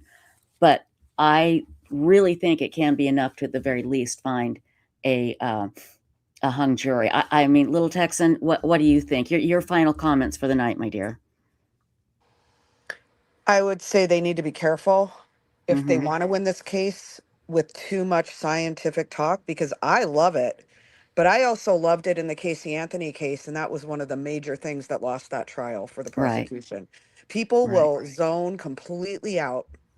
So they're going to have to really dumb that down and make it a lot shorter if they want to present that to a jury. Exactly. But maybe they won't if it's really not very good evidence for the prosecution. So And, that would be one of my comments on that, but I guess we'll just have to wait and see what they have to wait decide and to see. do. And Porter 6429, I certainly want the prosecution to tell the truth. Absolutely. I'm just going by what I have seen. I'm not an expert on any way, shape, or form, but from what I've seen, there's some really strong evidence against Tyler Robinson. And this, what I've seen now, doesn't necessarily take away from some of that evidence. But They again, might have to look for a juror who really isn't gung-ho on the death penalty too. Yes, there Because you he's go. really, really young. Yeah. I mean, he's 23 now, 22 when this crime was committed. I don't know. A lot of people don't want to put somebody that young to death. That young to death, exactly. And the defense will be able, again, I'm not saying it's right or wrong, people. Please don't think I'm saying that. I'm just trying to show you the reality of the situation, that they're going to be able to get in there and they are going to be able to make a mess of this case. Jesse, do you think that's what's going to happen here too? So I have a lot of swirling thoughts and emotions on the whole thing. And in all honesty, if you put me on that jury right now, I'd say that the prosecution did not button the case up. And if it was death penalty or letting him walk, I'd let him walk, because there is too many holes.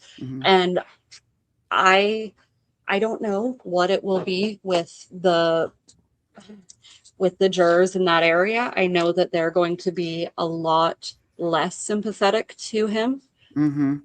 They're very, especially if certain things are brought in, it's going to be very prejudicial. Yes, but one of the things that was mentioned was that he was suicidal when he was brought in by his parents. And so there's a lot that could be, if he was independently having a hard time mentally before this happened, he went there and witnessed it, he could have just lost it. That's possible.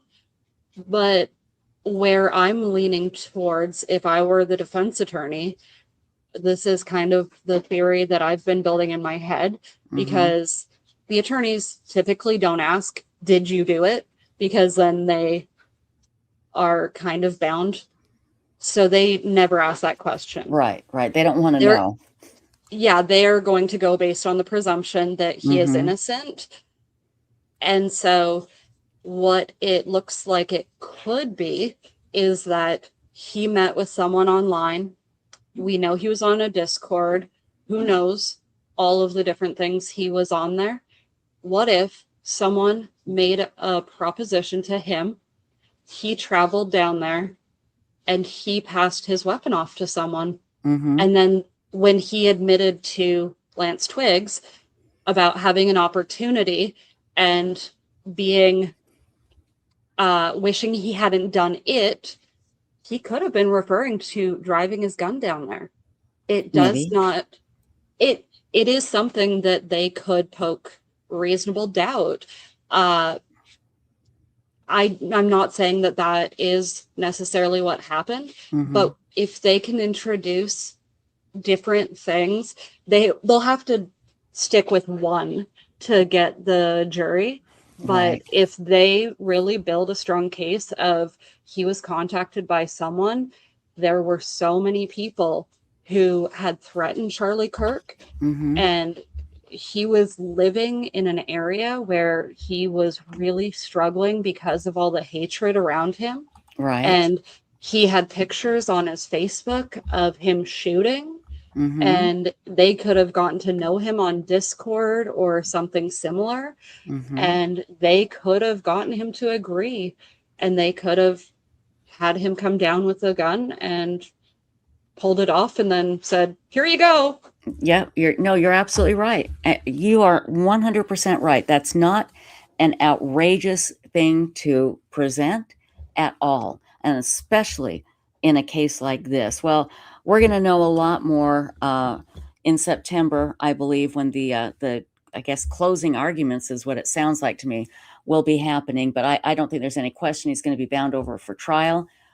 But I just have a feeling they're going to have a plea deal, because I don't think the prosecution wants this case. The way it will blow up with the conspiracy theories.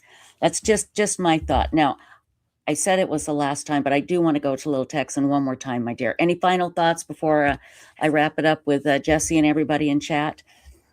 No, I appreciate being on the show. I think that you're right I actually think that would be wise if they went to a plea deal at this point. Yes. There just seems to, or they really have to get more organized, because they're going to lose people. This is not it, the way they are presenting it. And those cops really need to get on the same page with each other. They act like they've never even looked through their files. Yeah. And that's just, I don't know. I think so. I don't, maybe, I that's don't the know. answer. So I maybe check before you go on the stand. There you go. What a thought, huh? And we're going to talk to you on Tuesday. That's going to be a pretty big hearing for Joseph and Joseph Duggar in Florida. So we'll be checking with you on Tuesday. Jesse, I'm going to give you the final word, my dear, before we play Old Bat in a Cowboy Hat here. So probably one of the most impactful statements that was really interesting was on the last day today of the trial, the defense attorney said, "I like baseball, but I don't think the prosecution should get 3 strikes. They've already got 2. And that was when the judge decided no more evidence was going to be shown. Yeah, there you go. Because they have presented information which was not supposed to be shown at press conferences. And that's why the one prosecutor ended up with a civil contempt of court charge. That's right. And now with that one being leaked, so we'll see. The defense said he doesn't want to see the prosecutor go for 3 strikes. That's a very good point. Jesse, again, I can't thank you enough. I could no more have done this, what you done, than fly to the moon. And I really do appreciate it, because you brought up so many amazing points. And I'm glad that you're on this. I'm glad you're following it. Please keep us updated. And if you hear of something, let me know and we'll bring you back on, because we need you here to explain it, because it's so convoluted and it's so hard to keep track of. And, my mind just explodes trying to keep track of it all. So I appreciate you so much, my dear. Thank you. No worries. You'll be back on with us soon, I'm sure. Okay, because unfortunately now you can't escape. It is like a cult. We don't let you leave. Okay, so just so you know, you can never That's leave okay. us. I think it's one of the least harmful ones I could be a part of, so I'll take that one. Good deal. Thank you, Little Texan. Thank you, Jesse. Ladies, you all have a wonderful weekend, and we're going to wrap up our show tonight with Old Bat and a cowboy hat from Super Devereaux. We're going to show you some great pictures, and we will see you on Monday at 10:30 Eastern, as always, on WebSleuths, YouTube Live. Everybody stand by. Here it comes. Old Bat in a cowboy hat. Here you go.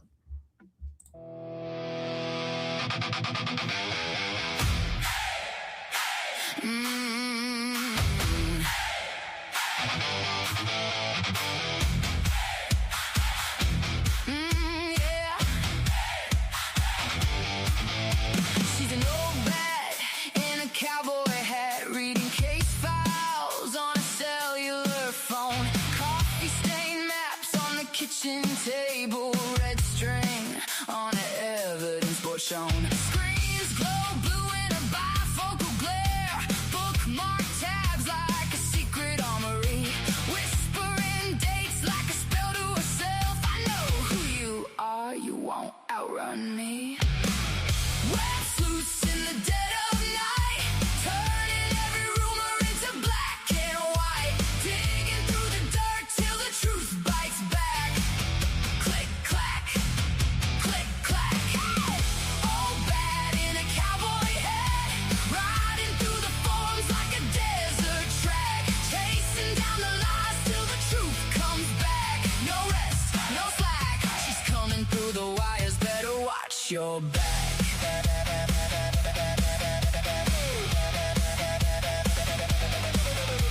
Got a fan club on a message board, username flashing like a wanted sign. Little avatars in a digital posse, follow every breadcrumb, every crooked line. She's got printouts stuffed in a cardboard box, hidden under quilts in the cabin shed. Grins when the news plays a breaking story. I solved that puzzle 3 months ahead. Oh yeah, WebSleuths in the dead of night, turning every rumor into black and white, digging through the dirt till the truth bites back. Click clack, click clack. Old bat in a cowboy hat, riding through the forums like a desert track, chasing down the lies till the truth comes back. No rest, no slack, she's coming through the wires, better watch your back.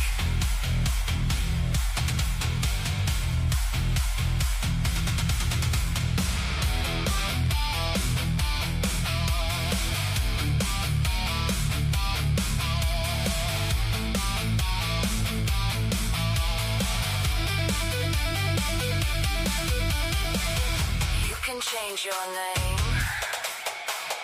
you can ditch your past, but a screenshot saved is a clue that lasts. WebSleuths in the dead of night, turning every rumor into black and white, digging through the dirt till the truth bites back. Click clack, click clack. Old bat in a cowboy hat, riding through the forums like a desert track, chasing down the lies till the truth comes back. No rest, no slack, she's coming through the wires, better watch your back.